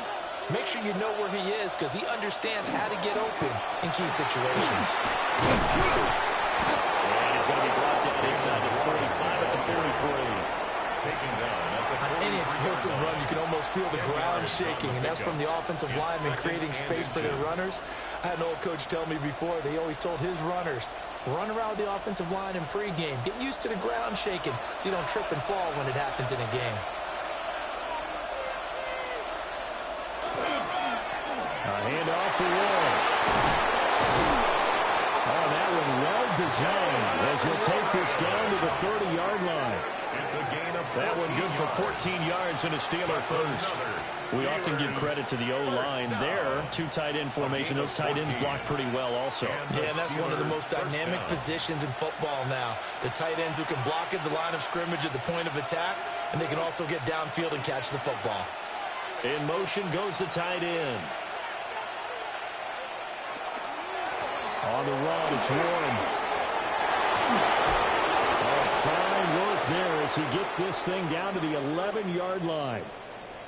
And now timeout is whistled as it appears there's a Brown shaken up on the play. Well, the medical staff is going to come out here and take a look, and we will take a short break.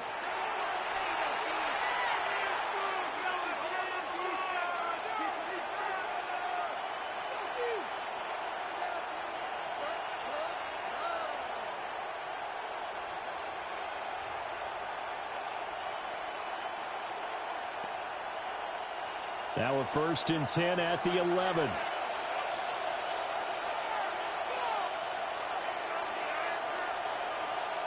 And they'll send the tight end in motion here. Here's Warren. And he'll take this one inside the 10 down to the 8. A gain of 3, 2nd down. He's had success on this drive, but not on this play. Finally, they bowed up defensively. I think they were determined not to let him take it pretty much all the way down the field. Yeah, it looks like they handled their run responsibilities correctly this time. What we call them run fits, everyone was in the right place. To throw, it's Rodgers. This will be caught at about the 6. And just 3 yards on the catch there. He couldn't get away. It's a gain of 3. And now we've got a 3rd and 4. 3rd and 4.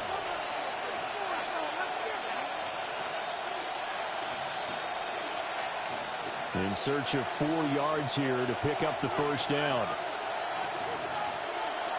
Rodgers now to throw. A quick throw there is incomplete. And based on my math, they've only converted 1 time thus far in this game, so you can see the frustration starting to come out a little bit. Third downs, they've been a problem for them all game. They've got to start becoming solutions. Now Chris Boswell for the Steelers field goal try. He had his lone attempt blocked earlier. Boswell's kick is good. And they push the lead up to a touchdown now at 10-3. So this time the protection holds up for him just fine, and he's able to bang it through. I think their special teams coach got the point across. He gave him a pretty good earful after the block earlier. And this time, there's no penetration, so they're able to pick up 3.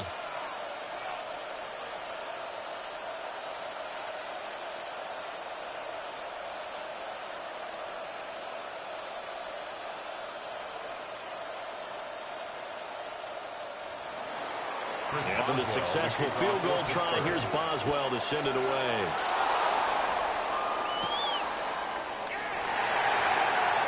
Oh, good return up past the 30.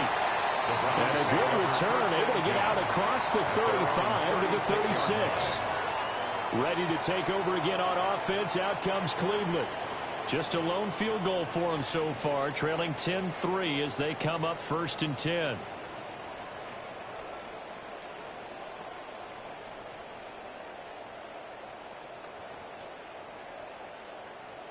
Looking to put a drive together. Here's Sanders. This short pass into the hands of Njoku. And he slips up past the 45 before being tackled. Right off the bat, it's a first down to start the drive, 12 yards. And what a nice example there of a tight end doing exactly what he needs to do. How about how he worked his way to the outside, made sure he secured the catch, and then anything after that, we count that as a bonus. And indeed, he gets enough for the first down. On first down, here's Jenkins. And his rough afternoon continues. He's going nowhere again. Just a yard on the first down carry, so it's 2nd and 9. Well, he hasn't made much of an impact in the running game thus far, and after that last run, not much is going to change in that area. He hasn't been able to get anything going, and really the offensive line not helping him much. To throw is Sanders. Now he'll tuck this and run. And he is tackled inside the 40, not quite to the 35. A nice job there on the escape and scramble. A first down, a 16-yard gain. We've seen the pressure get to him several times in this game. There, though, we see him escaping. And we've seen this rookie video before as well. That type of pressure, oftentimes, what do you resort to? Your legs, try and escape. What you hope is that this doesn't become habit for him, that he learns how to handle the pressure, still keep his eyes downfield, and make some throws. And a good-looking run there as he'll take this inside the 20 and down to the 18-yard line. Another big hitter there. This one good for 18. They're making it look easy out there. Another first down. So far on this drive, let me do this little bit of math here. 4 plays, 3 first downs. That's a pretty good recipe for success. This offense finding its legs now. Here's another 1st and 10. They'll stay on the ground with Jenkins. And they'll get this one down to about the 17. Well, we looked at each other right when he flinched. We knew that that flag was coming. Yeah, offsides, easy call, mark off the 5, and keep it moving. Following the penalty, it's 1st and 5, and you got to think offensively, all kinds of options. They run with 4. And this play goes nowhere. Losing yardage back to the 15. Stopped in his tracks and given a loss on that play by Patrick Queen. Well, that was not what you would call straight line pursuit for a middle linebacker to make this play. He's got to work his way through the clutter to get to the ball carrier on the outside, and he does exactly that. That's called avoiding the trash. They'll give it to Jenkins. And another inside the 10 as he's brought down at the 9. That's going to be a 6-yard gain. It leaves him with 3rd down and just a yard to go. This drive is turning into an extended one, and the guy carrying the ball, He's becoming more like a body blows guy. Every carry is putting some damage on the defense. So after a while, I'm not too sure how many guys are going to want to run up and tackle him. It's a quarterback sneak. And it'll be touchdown here, but not before he does pick up the first. It's given 2 on the play there. And the Browns are going to have a first and goal. Well, they pick it up on 3rd and 1 on the quarterback sneak, and that's not easily done because there are extra bodies in there on the defensive side, and they're moving forward at the snap. Yeah, I was certainly expecting a handoff, weren't you? Yeah, I totally was. I thought he was doing it back, maybe trying to get a lead blocker in front. But as you talked about in different games, those guys with confidence in their offensive line, they just want to move forward and get it. And this is why aggressive defensive coordinators love to blitz. It wreaks havoc because they end up taking their attention to the blitzers, freed up the D lineman to make the play.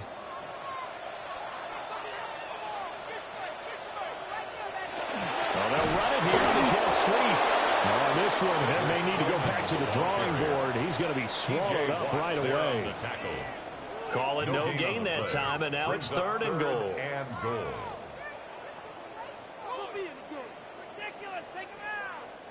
They've been denied touchdowns in the red zone twice already.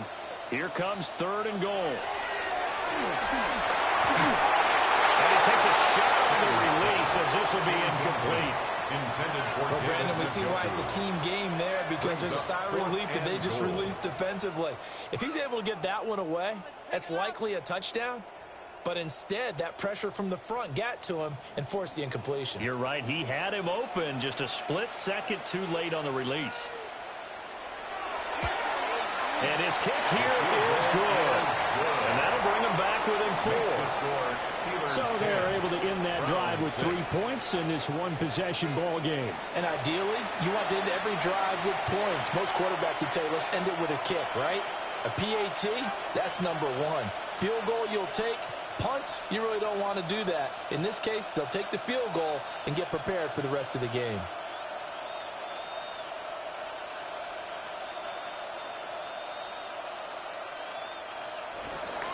Set now to kick this one away, and off it goes.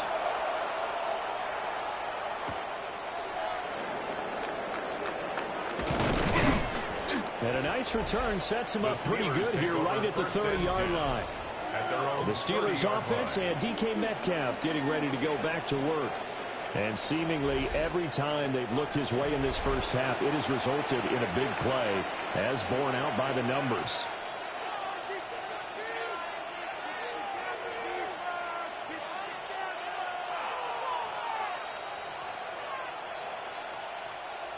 The Steeler offense here about ready for their next drive. Their drive last time, it stalled out. They were forced to take the short field goal. And the key phrase, you nailed it, forced to, because you know coaches look at these short field goals as a last resort, right? To them, that's not how drives are supposed to end. You're supposed to put 6 on the board.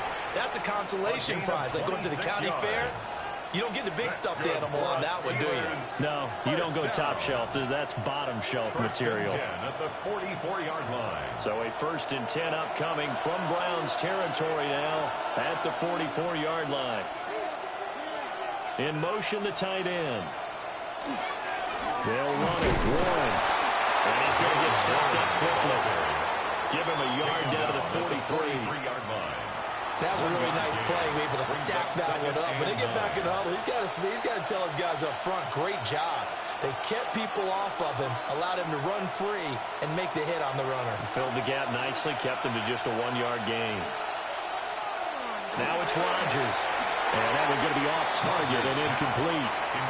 Well, that's a defensive coordinator's got to be happy with that result. They took away all options downfield and forced the incompletion.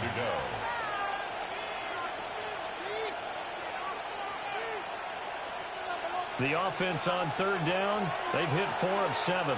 This is 3rd and 9. To throw is Rodgers. Throw left side complete. That's Warren. And they're going to mark him down short, maybe by about a yard, if that. A gain of 8 there on the play. And it'll be 4th down. Brandon, it certainly looked like they had that play defended well, but it still almost worked. Got it to the running back. He wound up getting really good yardage out of it, but it was 3rd and long, and they were able to rally and stop him before he could get to the marker. Boswell's kick is good. And that'll open the lead up to a touchdown now at 13-6. So a good kick that time, and that might help to get the negative thoughts out of the mind from that earlier block. Especially since this was not a chippy, so he had to get that one out kind of low. But his line does a nice job of protecting, and he's able to convert for 3.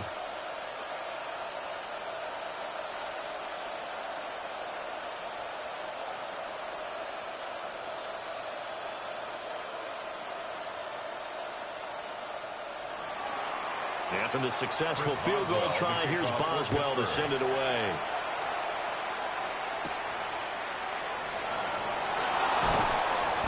And able to get this across the 20, but not much further as he's dropped it to 23-yard line. The Browns offense trotting back onto the field.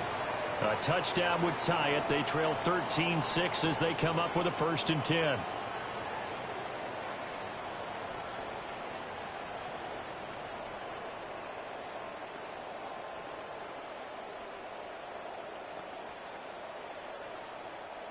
Looking to put a drive together. On play action, here's Shadur. That's downfield. He's got Fanning. And he'll be taken down, but not before they reach the 50. A very solid gain of 27. And the Browns, 1st down. But when you hit him on the move like that, he's able to get into open field with a full head of steam. Oh, boy, it's going to be tough to get him down. Yeah, there was a big window. They're lucky they did get him down. A give. Here's Jenkins. And nothing much materializing there on the 1st down run. He'll get a couple, and that's it. Just not a whole lot of room to operate there on that carry. No, not at all. They did a really nice job staying in their proper places and not allowing any lanes to open up. From the 47 now, they work with a 2nd and 7.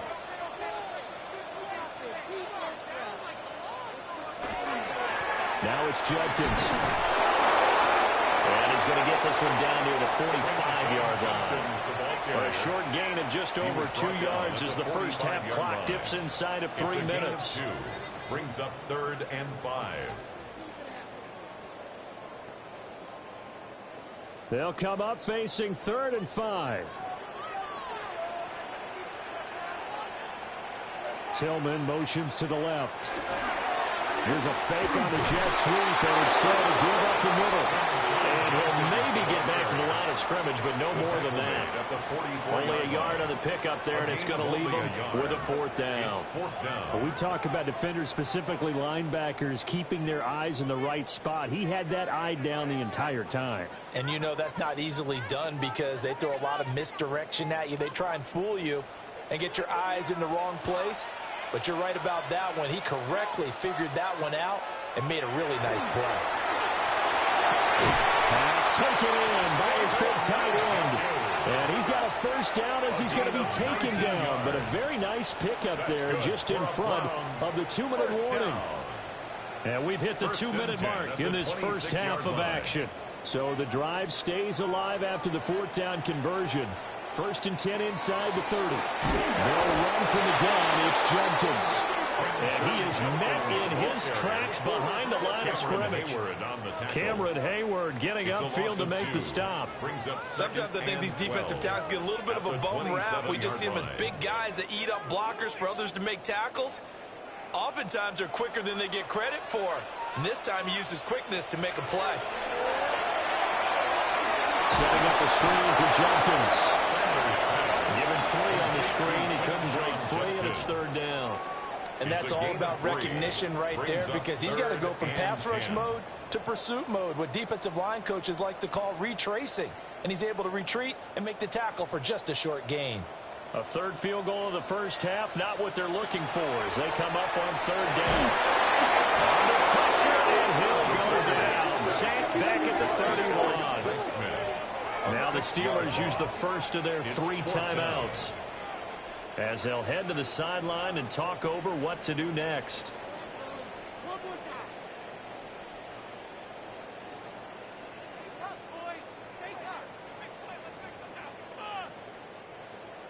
So on 4th down, Kevin Stefanski trots out the field goal unit.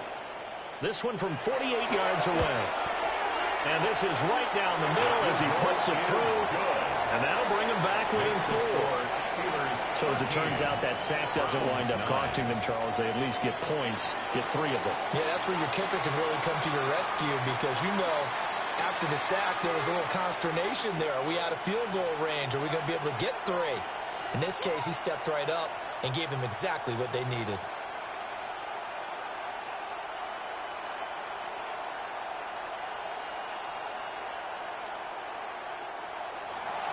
The Browns kicking team out there now as they'll send this one away.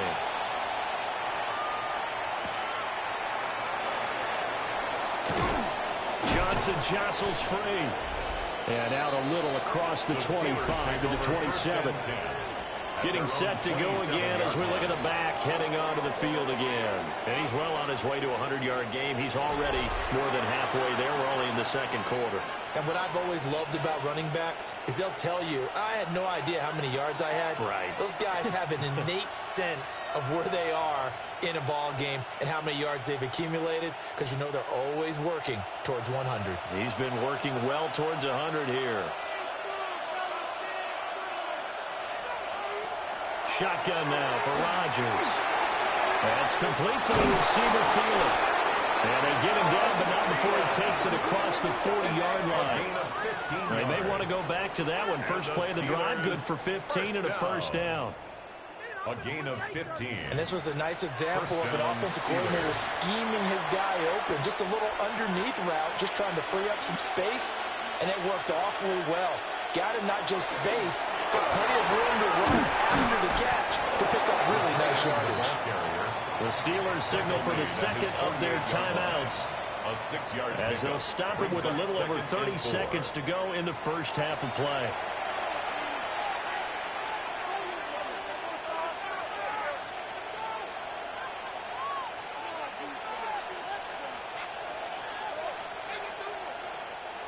Second down and 4.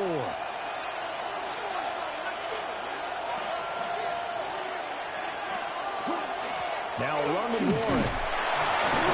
Trying to run inside, but nothing there. But when you go from 2nd and 4 to 3rd and 3, that just tells you we won that battle on the last play, huh? Yeah, first round went to the offense, second round the defense. Now the Steelers going to use their 3rd and final timeout as the clock will stop with 21 seconds to go here in the first half.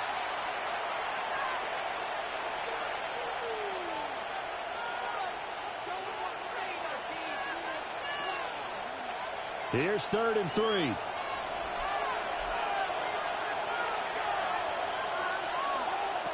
Rodgers going to throw. And the Browns pressure gets to him that time, and he's going to go down. Now the Browns will use the first of their 3 timeouts. 7 yards. So as they talk it over, we step aside.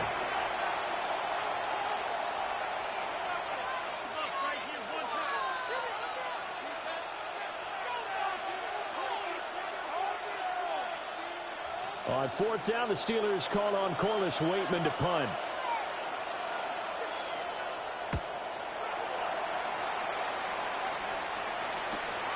This is taken at the 15. A 41-yard punt, 9 on the return. And controlling the football, switching hands with very little time remaining until the half.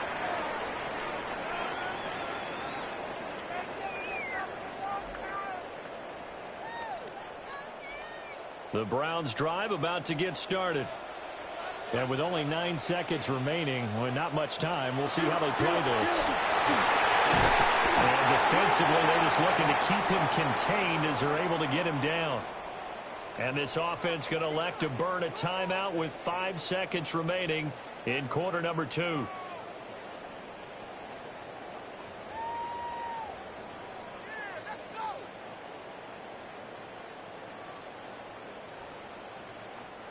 Here's a 2nd and 2 now from the 33.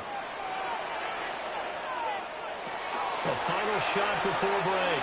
Sanders. Throwing over the middle, but it's incomplete. Halftime coming up. Let's get you down to Orlando and our buddy Scott Hansen with our EA Sports Halftime Report. Okay, Brandon, thank you. And welcome in, everyone. Scott Hansen in Orlando, where it almost never snows. These two teams dealing with a light dusting, and that's expected to go on into the second half. Who handles it better? Let's go back out to the stadium and check in with our commentary team, Brandon Godden and Charles Davis. All right, Scott, thank you. The snow is continuing to trickle down here as we ready ourselves for the second half to follow.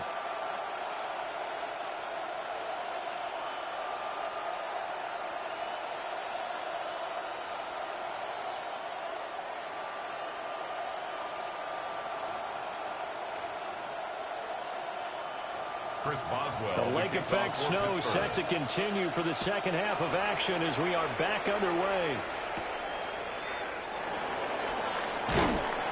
And he returns this to the 22. Here's the Browns offense now getting set to start off this third quarter. Well, out of the locker rooms here they come. Their first drive of the third quarter. And, Charles, they're trailing in this ball game, but we got a tight one and set up to be a very entertaining second half. And as we know, partner, in the NFL, there's trailing and there's trailing, right? Sometimes you're discouraged by how much you're down, but in this case, this is a tight ball game, so there's a sense of optimism here. I think they went into half and looked at their play sheet and said, these are the plays we really like.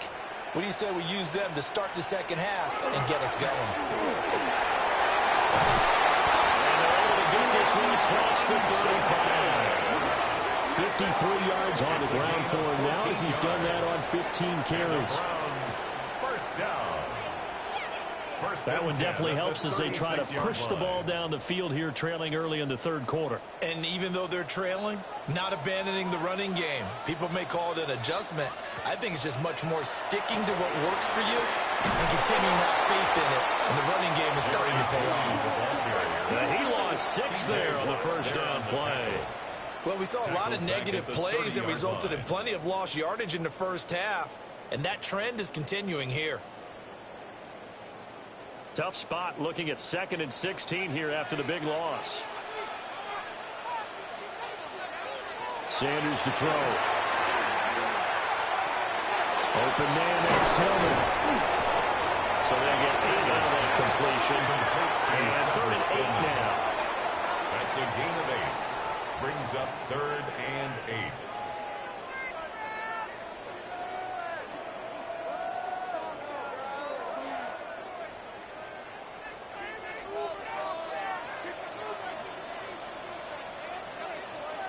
Throwing, Sanders. They're looking for Judy, but it's intercepted. Picked up by Jalen Ramsey. And they will finally get him, but not until he's all the way down inside the 15-yard line. The first half did not go their way, and that's not going to help matters at all. An interception here on the opening drive of the third quarter. Obviously not what they were striving to accomplish. But you know who's really upset on their team? The defense. Already trailing, they're going to be counted on to try and hold that score at least where it is. Time for the Steelers offense now to get set for their first possession of half number 2. Following the interception, they're set up nicely here, already inside the red zone, knocking on the door, if you will. 1st and 10. There's a 1st and 10 at the 14-yard line. So after the INT, it's Rodgers. And it's a fumble. I think the Browns got it. They did. Playing in snow brings so many other factors into the game. It's not just trying to take care of the ball, and we just saw there that that's difficult to do, but just trying to keep your feet and carry out your assignments and make sure you're comfortable while you're out there playing. Are you warm enough in your clothing? A million things going on, but the biggest one, hold on to the ball. Heading out as the Cleveland offense now as they get set to take over here. We have not seen much on offense here from either side these last few drives. We've hit a wall, so to speak. And have hit it hard, haven't we? Because the defenses right now, they seem to be a step ahead, don't they? Beating them to the point of attack, beating them to the punch. These offensive guys, they're tinkering like crazy. What's it going to take to get back on track? Yeah, both sides searching for adjustments. They'll start on the ground with Jenkins. It's a 6-yard gain on the ground, and that'll make it 2nd and 4. If you're in the offensive huddle, you're smiling after that play because you certainly get them guessing now. 2nd and short, could they just hand it off for another big gain? Or did they take advantage of this spot to take a big shot downfield? This 2nd and 4.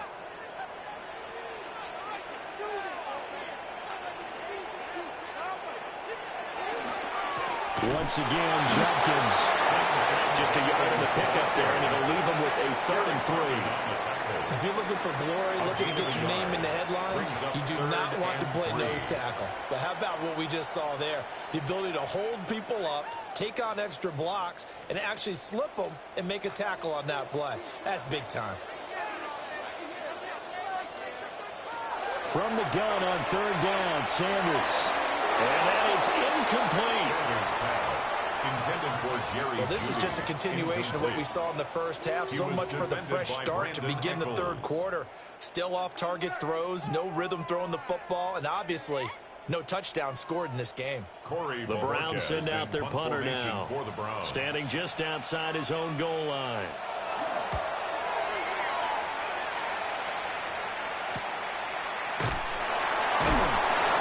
It's a 44-yard punt, just 3 on the return. And it will be 1st and 10 as they take over. Pittsburgh offense making their way back out.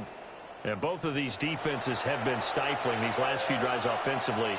Just not able to get anything going, so what needs to change? I think a lot of the guys will go back and review, so to speak, because everyone has someone assigned to how did each play work. Okay, what did we use that kind of worked for us during this game?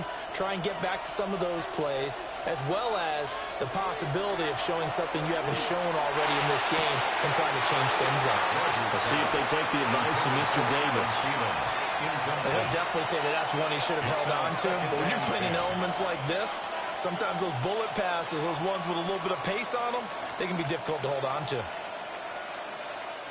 Here now is 2nd and 10, again from the 41. Throwing now is Rodgers. Completes it to Austin. And he'll be taken down, but not before he gets into enemy territory. 5th catch of the afternoon, and that gives him a 1st down. Even against double coverage, he found enough of an opening for a noticeable gain. 2 guys on him, yet he finds a way to uncover downfield for the completion. And now Metcalf going to get a chance to run. And this will leave him a yard short. Nice pickup of 9 yards on 1st down. Anytime the offense shows what they call a shot play or a chunk play where they're trying to get big yardage, sometimes people just call it gadget plays, and you hold it to a gain that we just saw there, you feel pretty good about yourself as a defense. 2nd down and a little more than a yard here. On play action, now Rodgers. And that falls to the ground, incomplete. A nice job of bodying him up defensively, and now it brings up 3rd down.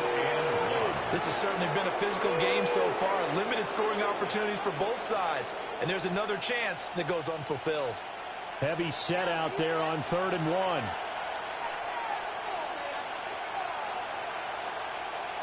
On the sneak, Rodgers. And he will have a Steelers 1st down as they're able to get the 3rd down conversion. It's been a good drive so far. They just wanted to keep it going, so they call a low-risk, low-reward play. No one's worried about picking up big yardage here. Quarterback sneak, keep the chains moving, and pick up another 1st down. Running left, it's Warren. And the play goes nowhere. Losing yardage back near the 40 at the 39. 2 yards the loss, 2nd and 12. When coaches stress their defense being physical, they don't just mean the big guys. How about the guys on the outside, the cornerbacks? It's not just their job to patrol the airspace. They can get involved in the run game as well. Now Rodgers. And that is incomplete. A lot of force bearing down on him there. He could not hang on. It's 3rd down. He already came through for them on this drive. No surprise that they were hoping he could do it again.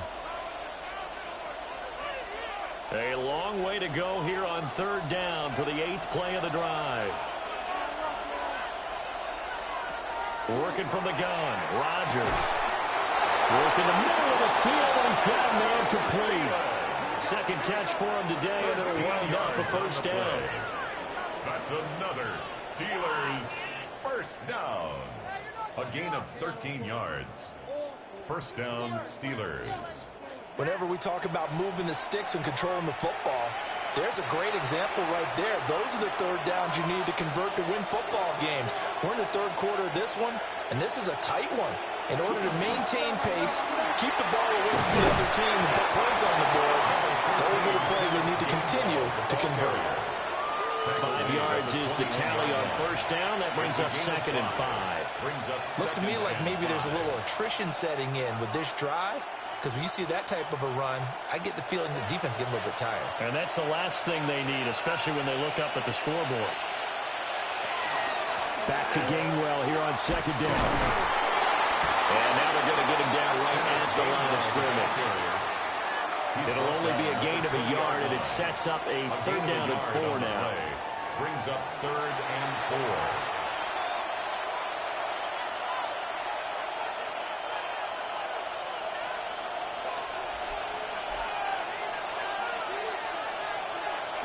Now Rodgers setting up the screen with Gainwell. And he will lose yardage here back at the 23-yard line. They'll wind up losing 3 here on the play. And that'll bring up 4th down. The whole idea of the screen pass is to fool the defense in a big way and create a big play. They weren't fooled. Not 1 second, not 1 bit. How about them figuring it out, diagnosing it, and spilling it for lost yardage? Boswell's kick is good. And high fives for that one as that drive ends in 3.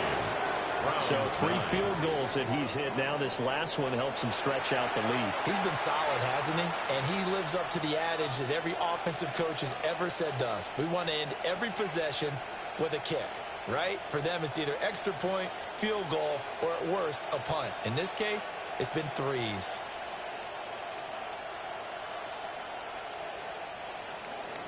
After the successful field goal try, here's Boswell to send it away.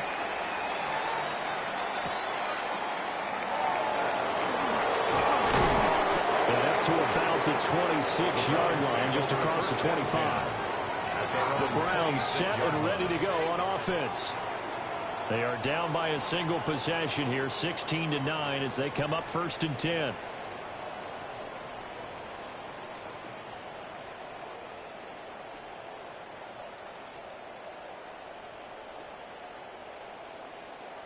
Looking to put a drive together.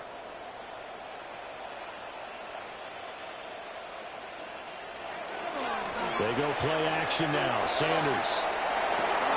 There's a short one caught by Fannin. They'll wind up getting just a yard. And that'll bring up 2nd down. As a defense, you're more balanced when you're in zone coverage because you're able to keep your eyes on the quarterback and see the play develop in front of you. They're able to keep the quick pass in front of them and stop it right at the line of scrimmage. Still 9 yards to go on 2nd down from the 27. From the shotgun, Sanders.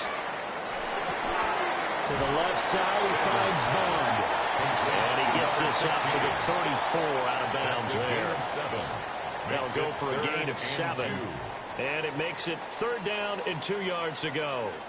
And he went in route there from the slot for the completion. Love how he runs his routes because it's all setting up your defender. Give him a little something one way, take it the other way. Head and shoulder fake. Sometimes you make one step to the outside and break it inside. Really well run. Well, they hit him in the backfield, and he will not escape. And that is not going to get it done. And they have just not been able to block him at all throughout this game. Seems like every other play, he's doing something in the backfield. Already got 2 sacks, and now here's a tackle behind the line. The Browns send out their punter now as he's on for the 5th time here today.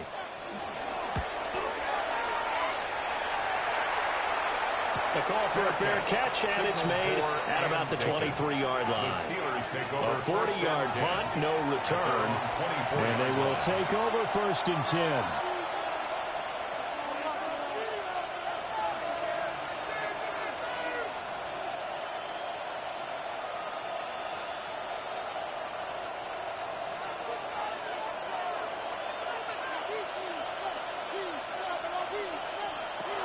Rodgers to throw. Complete to Austin here over the middle. And from the 25, they work this to the 29, a gain of 4. They like going to him in the slot. He catches another one. I think this comes under the heading of until they stop him, why not go back to it? He has something going really well. Great working relationship with the guy throwing the ball, and they keep making the connection. On the give, it's Warren. And nothing doing. He's immediately taken down at the line of scrimmage. They'll say no gain on the play there, and now it'll be third down. No gain on the play. Absolutely love the effort there. The ability to flow from his inside spot and stop that one at the line of scrimmage. Nice linebacker play. They'll need 5 on this play to move the sticks. From the gun on third down, Rodgers.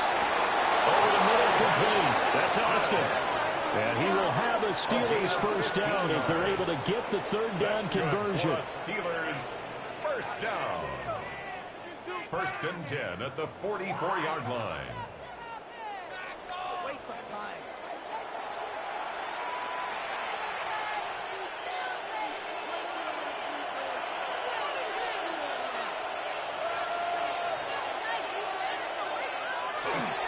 Now run straight ahead with Warren. And he's going to take this across the 50 into Browns territory. 59 yards rushing for him now in the ball game. You know what really fires up offensive linemen?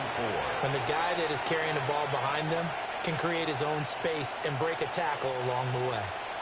From just across the midfield stripe, here's a second down and 4. Austin, the man in motion left. Now they show jet sweep, but instead a run up the middle here. And he is going to be stopped cold behind the line of scrimmage. Call that a loss of a yard, and things get a little more difficult here. 3rd and 5.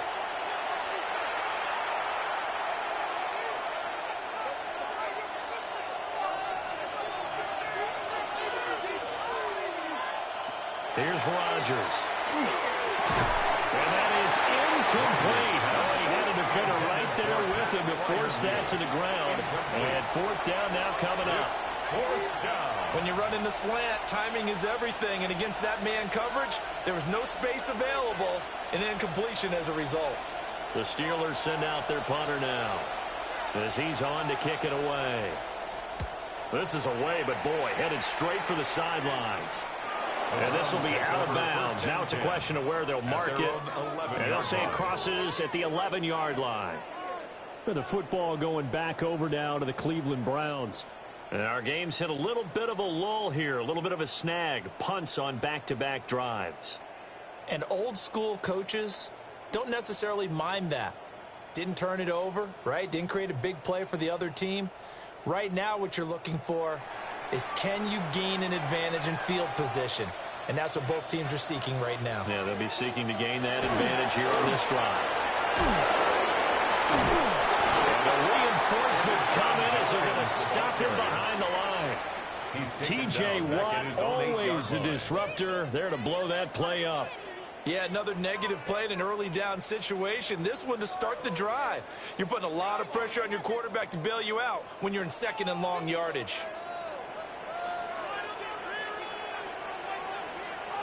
Sanders. This one is complete to Jenkins. And they're able to bring him down at the 20. And a nice gain and a broken tackle along the way. And really, we shouldn't be surprised, should we? That's what runners do, especially the best ones. They break tackles and gain extra yardage. These guys have punted 4 times already, and they're staring at a 5th, barring a conversion here on 3rd down. They'll try and run here with Jenkins. And he's brought down, but not before picking up the first with a very effective stiff arm. But now he appears to be in some pain. So as the medical staff takes a look, we'll step aside.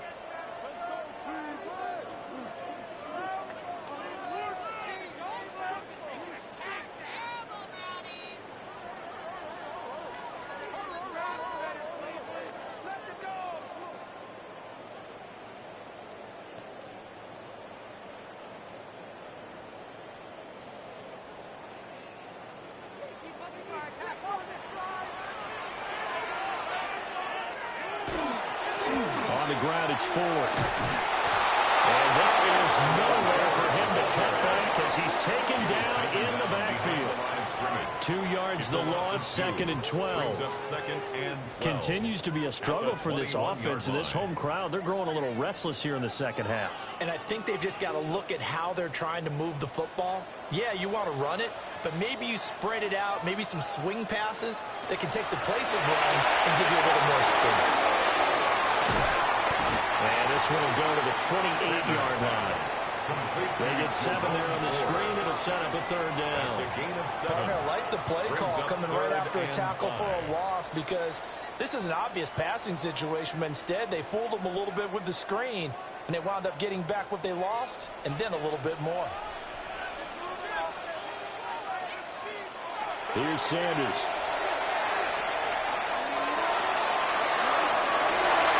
And he knocks the ball away and it falls incomplete. They geared up and took the deep shot downfield, but it turned out it wasn't one-on-one coverage. Extra defenders in the area, and that one winds up incomplete. The Browns send out their punter now as they're forced to kick for the 6th time today. Fair catch called for and taken right near the 30-yard line. The Steelers offense and Aaron Rodgers getting set for their next drive. And he's been a nightmare to scheme against throughout this one. This defense has been totally taken apart, and that is borne out in his numbers. He's been terrific all game long.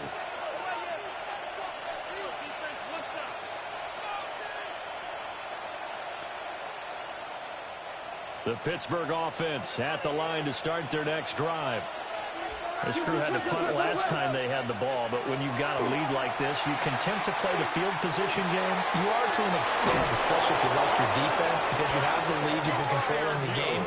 But why put them in a tougher spot? You want to get out there and get something done on offense and maybe take command of this game yourself. I like how they work the tight end on a nice little under route there, and if you're going to give him that much space, he's not even going to catch the football. He's going to run away from you a little bit, and that's exactly what he just did there, picking up extra yardage. Warren will try the right side. And some solid footwork there as he'll take this down to about the 38. Another nice gain. That's now 30 yards between those last 2 plays. Interior of that line blocked really well on that run, but also the 2 tight ends, they blocked well too. Not only have they scouted the line of scrimmage, with their agility, they can get upfield and hit moving targets like linebackers, defensive backs. They do a really good job helping out the running game. And this time they were waiting for him as he'll be knocked down before he can get back to the line of scrimmage. Play 3 of the drive not as successful. They go backwards after those 2 first down gains. Well, partner, I guess sometimes it's just a matter of philosophy. Some say run it until they absolutely stop you, and others say, well, when you think they're about to stop you, fool them a little bit. I guess they should have tried to fool them on that play. There's a screen with Gainwell. And he'll go down, and that will do it for the 3rd quarter of action. We have played 3 quarters. You are watching the NFL on EA Sports. And we're back now here in Cleveland. It's Steeler football, and they have the lead as well as we begin quarter number 4.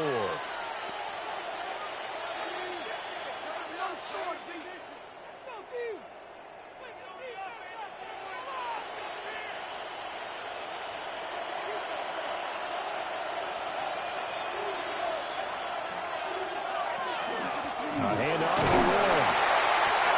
The linebacker, Jeremiah Owusu-Koramoah on the tackle. They suspected that it was a power play up the middle coming at them, and boy, were they right. That defense got downhill in a hurry and limited them to just a couple on 1st down. 2nd down and 8.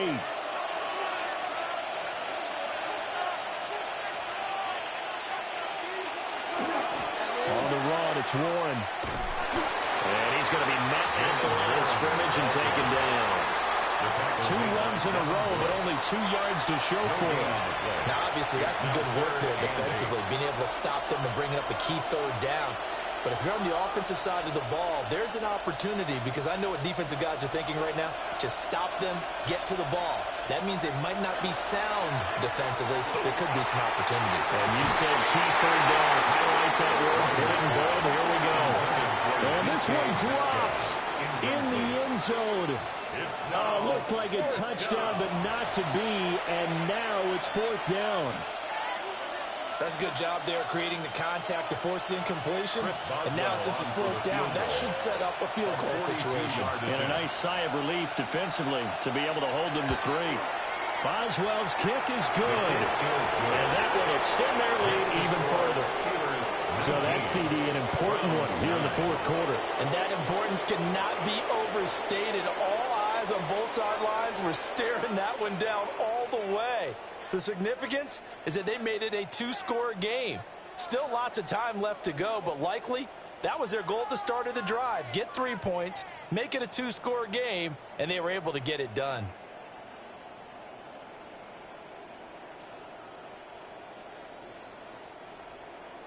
After the successful field goal try, here's Boswell to send it away.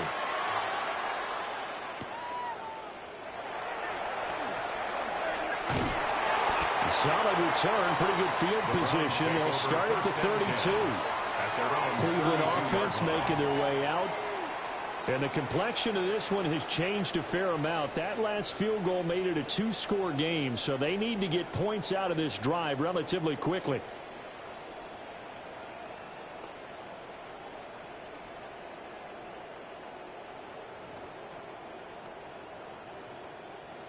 Looking to put a drive together.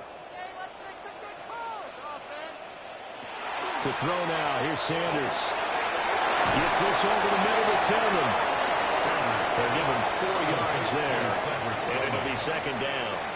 This possession means so much for them. They've got to focus on this drive and find a way to make this a one-possession game. Got to get a score. Yeah, so good with a field goal. Don't necessarily need a touchdown. They'll work from the 36 on 2nd and 6.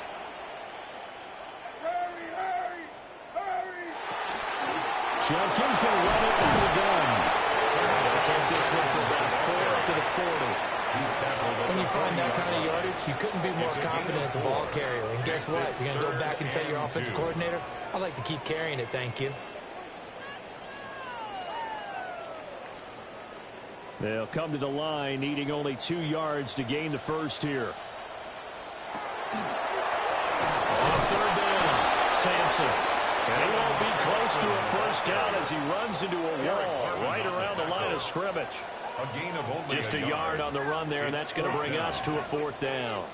This late in the game, Charles, I think you maybe seriously have to think about going for it. Especially where they are in terms of field position, because this is almost like no man's land. Might hurt your punter because there might not be enough space, maybe too far for your field goal kicker. I'm like the old rule. Possession is 9/10 of the law. Possession is 9/10 of winning the game. Go for it. Get the first down. Close it out. The Steelers offense and their running back Jalen Warren headed back onto the field. And he has put in a full game's work and then some. Just an incredible performance on the ground to this point in the fourth quarter.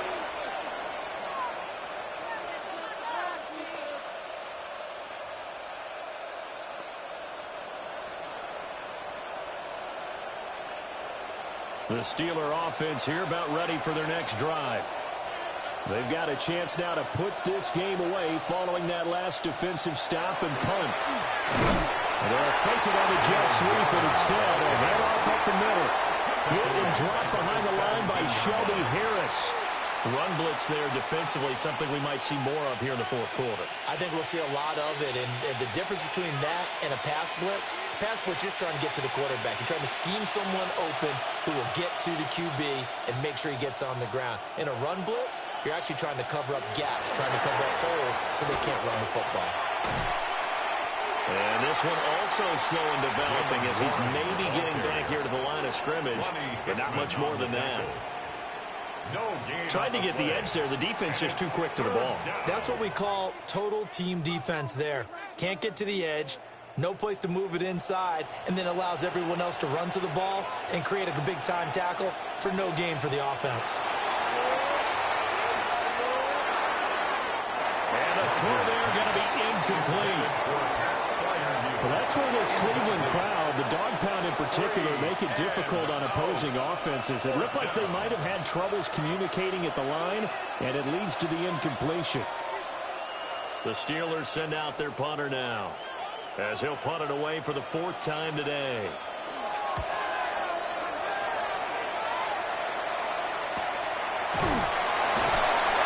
A 40-yard punt, 1 yard on the return, and that will come the offense as they take over. And now Cleveland geared up to take the field. Their defense was able to force the punt. That's the good news, but this is still a 2-score game, and they need points on this drive and in a relatively quick manner.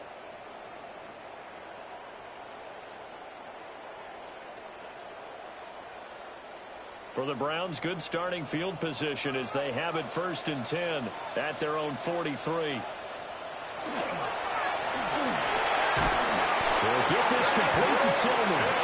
And taking it across midfield and inside the 45. That's good. Nice way to start the drive. A gain of 12 and a 1st down. 1st and 10 at the 44-yard line.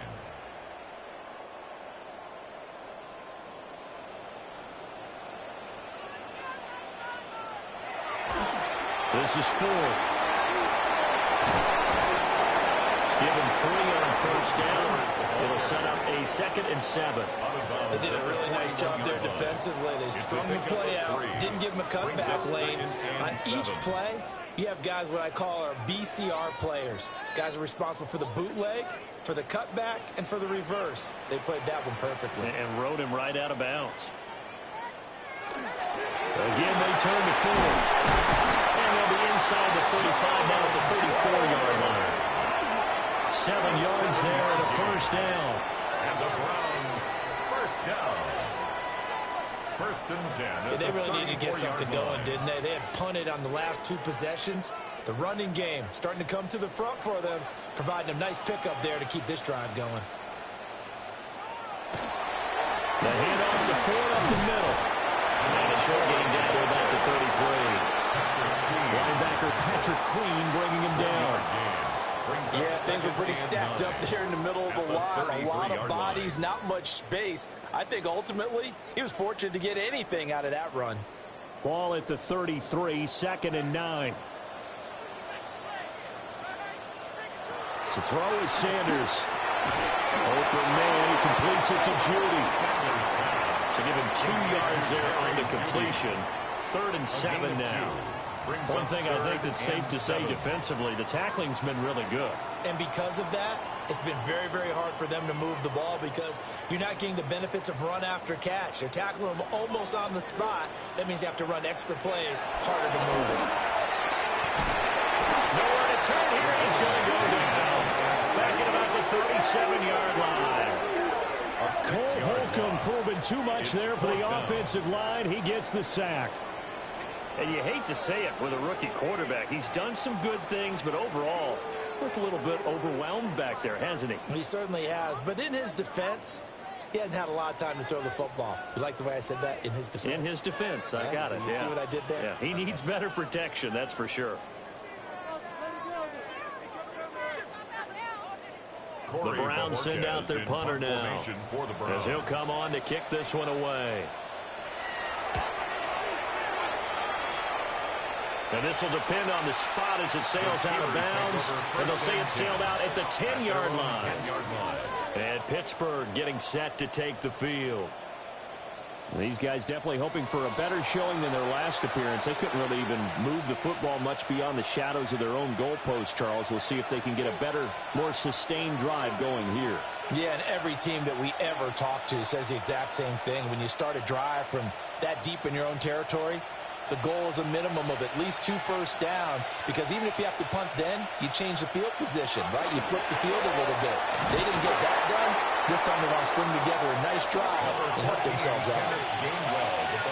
Give him 5 on the carry there, and it'll be 2nd down.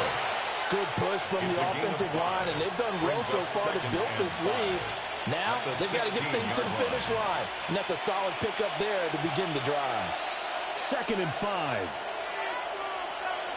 Now Rodgers on the bootleg. Now the pressure comes and he goes down. Just inside the 10, back at the 9. Loss of 7 yards. In for the sack, Myles Garrett. Well, that time, it looked like he essentially just ran right into the pass rush. Yeah, partner, I'm not much of an outdoorsman, but the fish jumped right into the net, didn't he? Because you've got to make sure that you're deep enough that you can get around the defensive end and have an angle there. But he couldn't do it because he actually cut that one off. Really nice play coming off the edge. And that will be incomplete. Intended for Calvin. Critical play in this football game because if they pick up the first there, that clock keeps rolling. Has to be a little frustrating for them because they know that if they pick up a first down there and continue to eat away at the clock, really increases their chances of closing this one out. Now they're likely going to have to give the football up and sweat it out on the sideline. Waitman now to punt as he sends this one away. And the return man will shuffle through the white stuff, secure the fair catch with both hands. So a change of possession here on the punt. And the Browns will take over 1st and 10.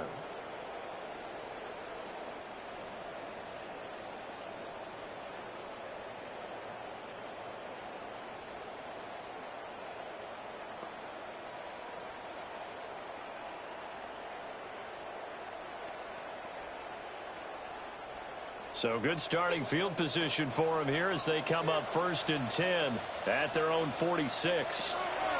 Now Sanders. This is the tight end, the Joker.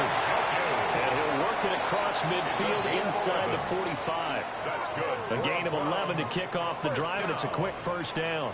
Well, every drive from here out is definitely crucial and critical. They know that they need to get at least 3 here to get it back to a one-score game.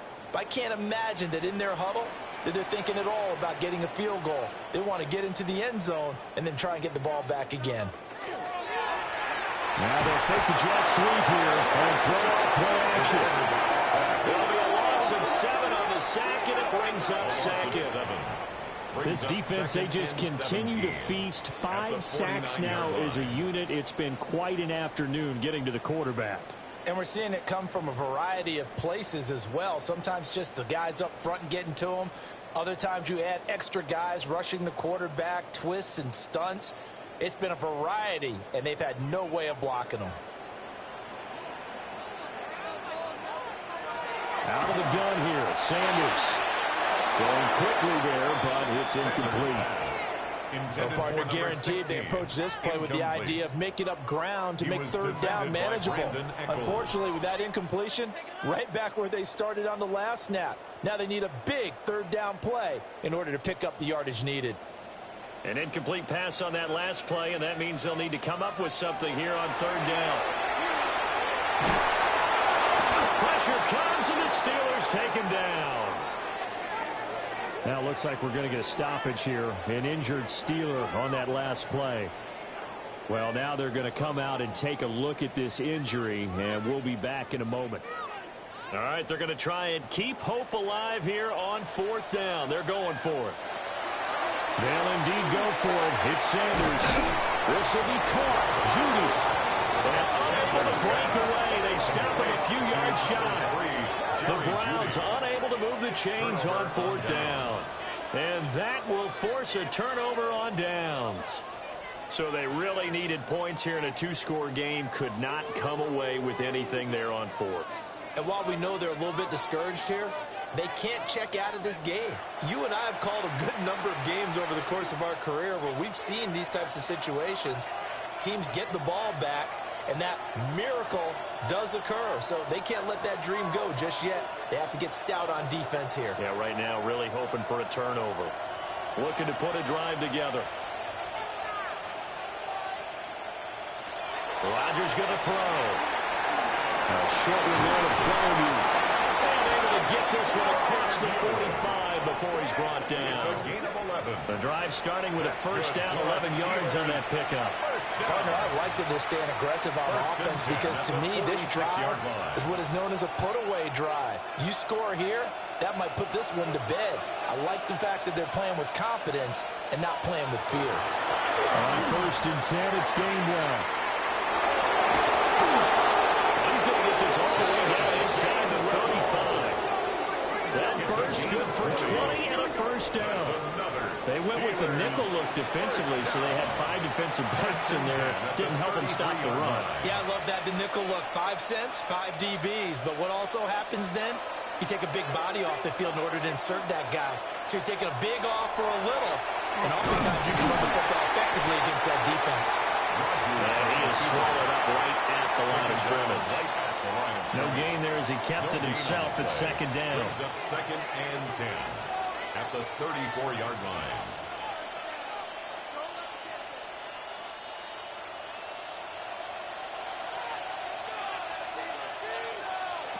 Now it's Rodgers. Right to the right sideline, and it falls incomplete. A great job defensively taking away his receivers, and he was forced to put that one into Lake Erie, but that's what good quarterbacks do. They don't take unnecessary chances if they don't have to.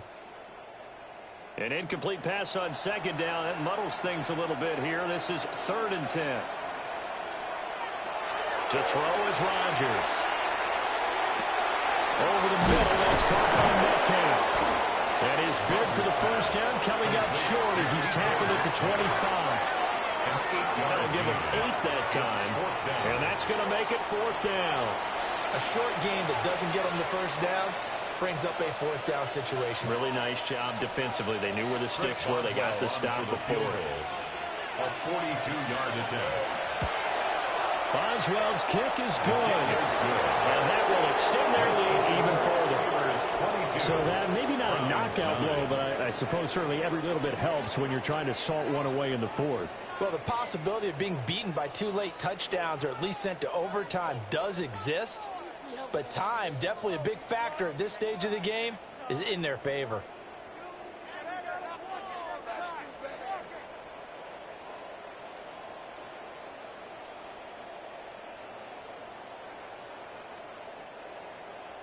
After the successful field goal try, here's Boswell to send it away. And a decent return out to the 27-yard line. Now the Browns offense, they get ready to head back onto the field. 27-yard line.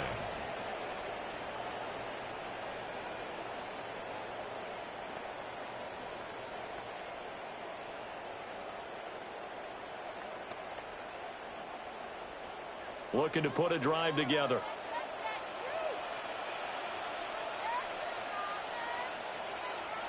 Throwing, Sanders. Setting up the screen for Sampson. No gain on the screen there at second down. Well, that was a simple throw and catch, but even with that completion, 0 yards gained, so they're behind schedule on down and distance. I think they were hoping to get it to him. He could make a man or two miss, but that window closed quickly.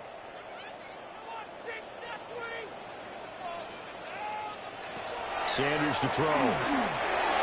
That's going to be caught by Judy. They get him down, but not before he takes it across the 40-yard line. 14 yards, and it's a Cleveland first down. Now, correct me if I'm wrong. Yeah, you're down 2 scores. I don't think you need to rush just yet, but you can't take your time either. Yeah, even if you don't want to commit to full 2-minute offense, you have to up the tempo, up the urgency. Maybe you're starting to call 2 plays in a huddle each time you snap the ball. And the Steeler pressure too much here. He's going down. It'll be a loss of 5 there as the safety blitz winds up paying off. Safety blitz, such a fun play call to witness when it works. And the deep man can get home for a sack. Great timing by him. Interception earlier in this contest. Now a sack. He's definitely campaigning for Player of the Week honors, isn't he, partner? And the timing a bit off that time as that one falls to the ground. Intended for David Njoku. Brings up 3rd down and 15.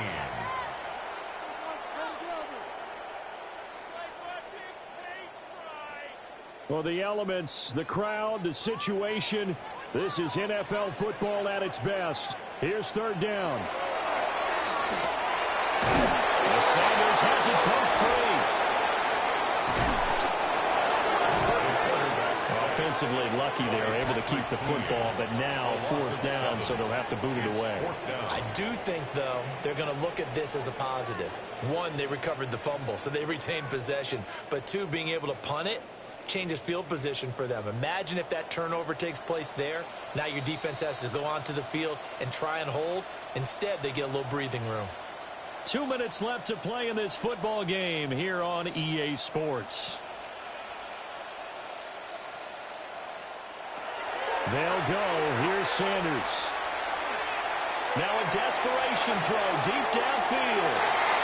And it's knocked away and incomplete. They had to go for it with such little time remaining. And the Steelers, they're going to take over an excellent field position. So with that, we can just about close the book on this one, Charles. Yeah, what's the old expression about slim and none? Well, Slim just left town on that They're one. down to none? Yes, exactly right.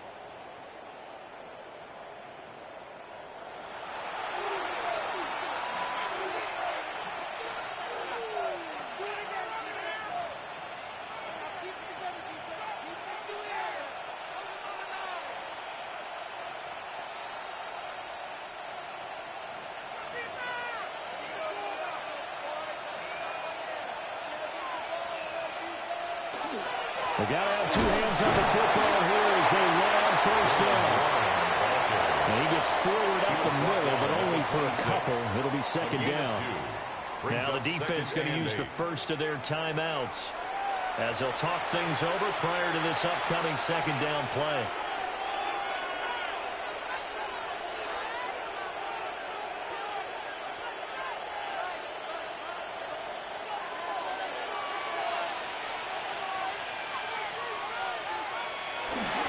He's going to get it again. Just looking to get forward and protect the ball. Now the Browns signal for the 2nd of their timeouts as they'll head to the sideline and talk over what to do next. I like the call there because that was one to take time off the clock and get them closer to getting out of here with a W. In the mind of the play caller, all you want to hear is tick, tick, tick. 4 receivers in the package. Here's 3rd and 7. From the gun to give the game away. The Browns will quickly use their 3rd and final timeout as they'll head to the sideline and talk over what to do next. It's 4th down.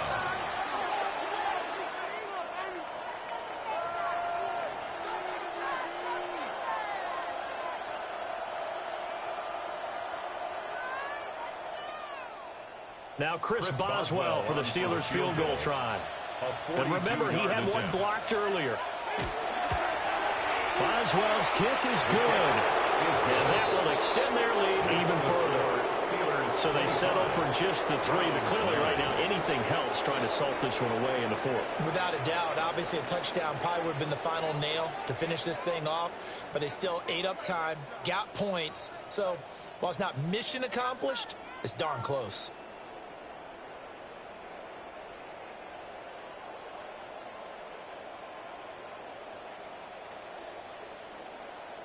After the successful field goal try, here's Boswell to send it away.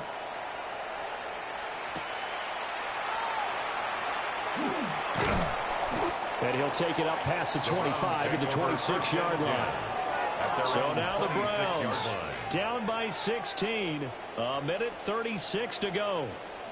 It's been a struggle to score all day, and now they need to do it twice here late to have a chance.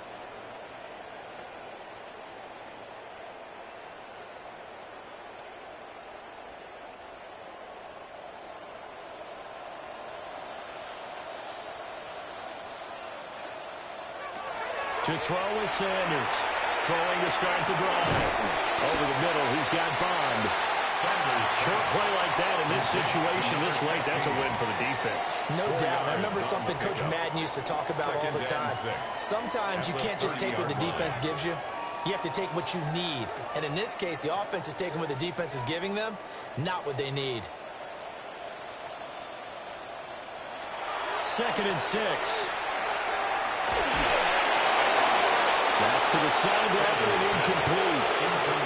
We've seen this quite a few times in this game. Offensive line unable to keep leverage, unable to keep people away. facing a lot of pressure. Fortunate just to get rid of it. One of the reasons they're down is that inability, though, to stop the pressure. We saw another example of it there. They'll come to the line now on a 3rd and 6.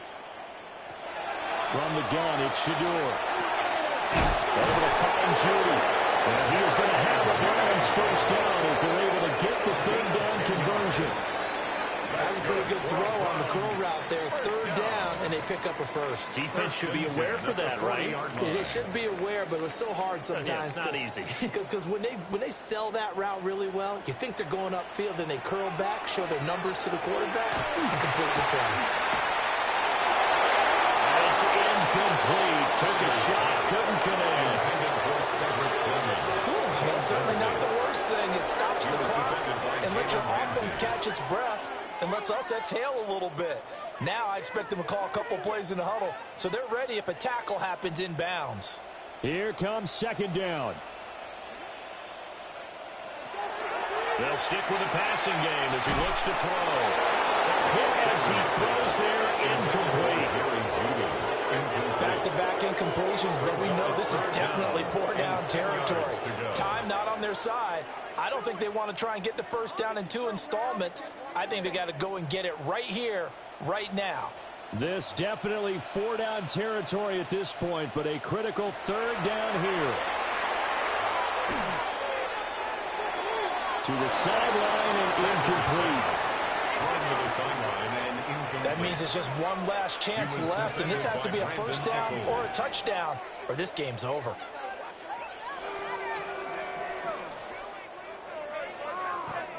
The decision made for them. They've got to go.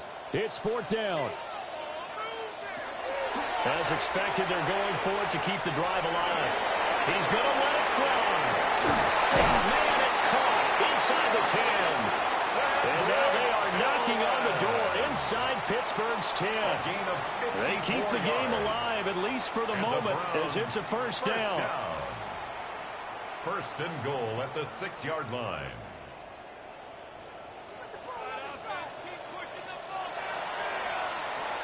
So this one in the win column for the Pittsburgh Steelers. And it was their defense that really made the statement after the break. They pitched the second-half shutout. Yeah, think about the team that just got vanquished. They did score in the second quarter. Do you think they thought at all that that would be their last points of the game? No, but what a second half. The adjustment, whatever they did in the locker room, it certainly worked. It certainly did, and you're exactly right. Whether it was an adjustment, whether it was just more focus on what they planned to do going in, whether they just played better, whatever it was, it all came together in the second half, and no points were allowed. That's a great way to close them out. Thanks for tuning in, everybody. Alongside Charles Davis, we thank our entire crew. I'm Brandon Gaudin. This is the NFL on EA Sports.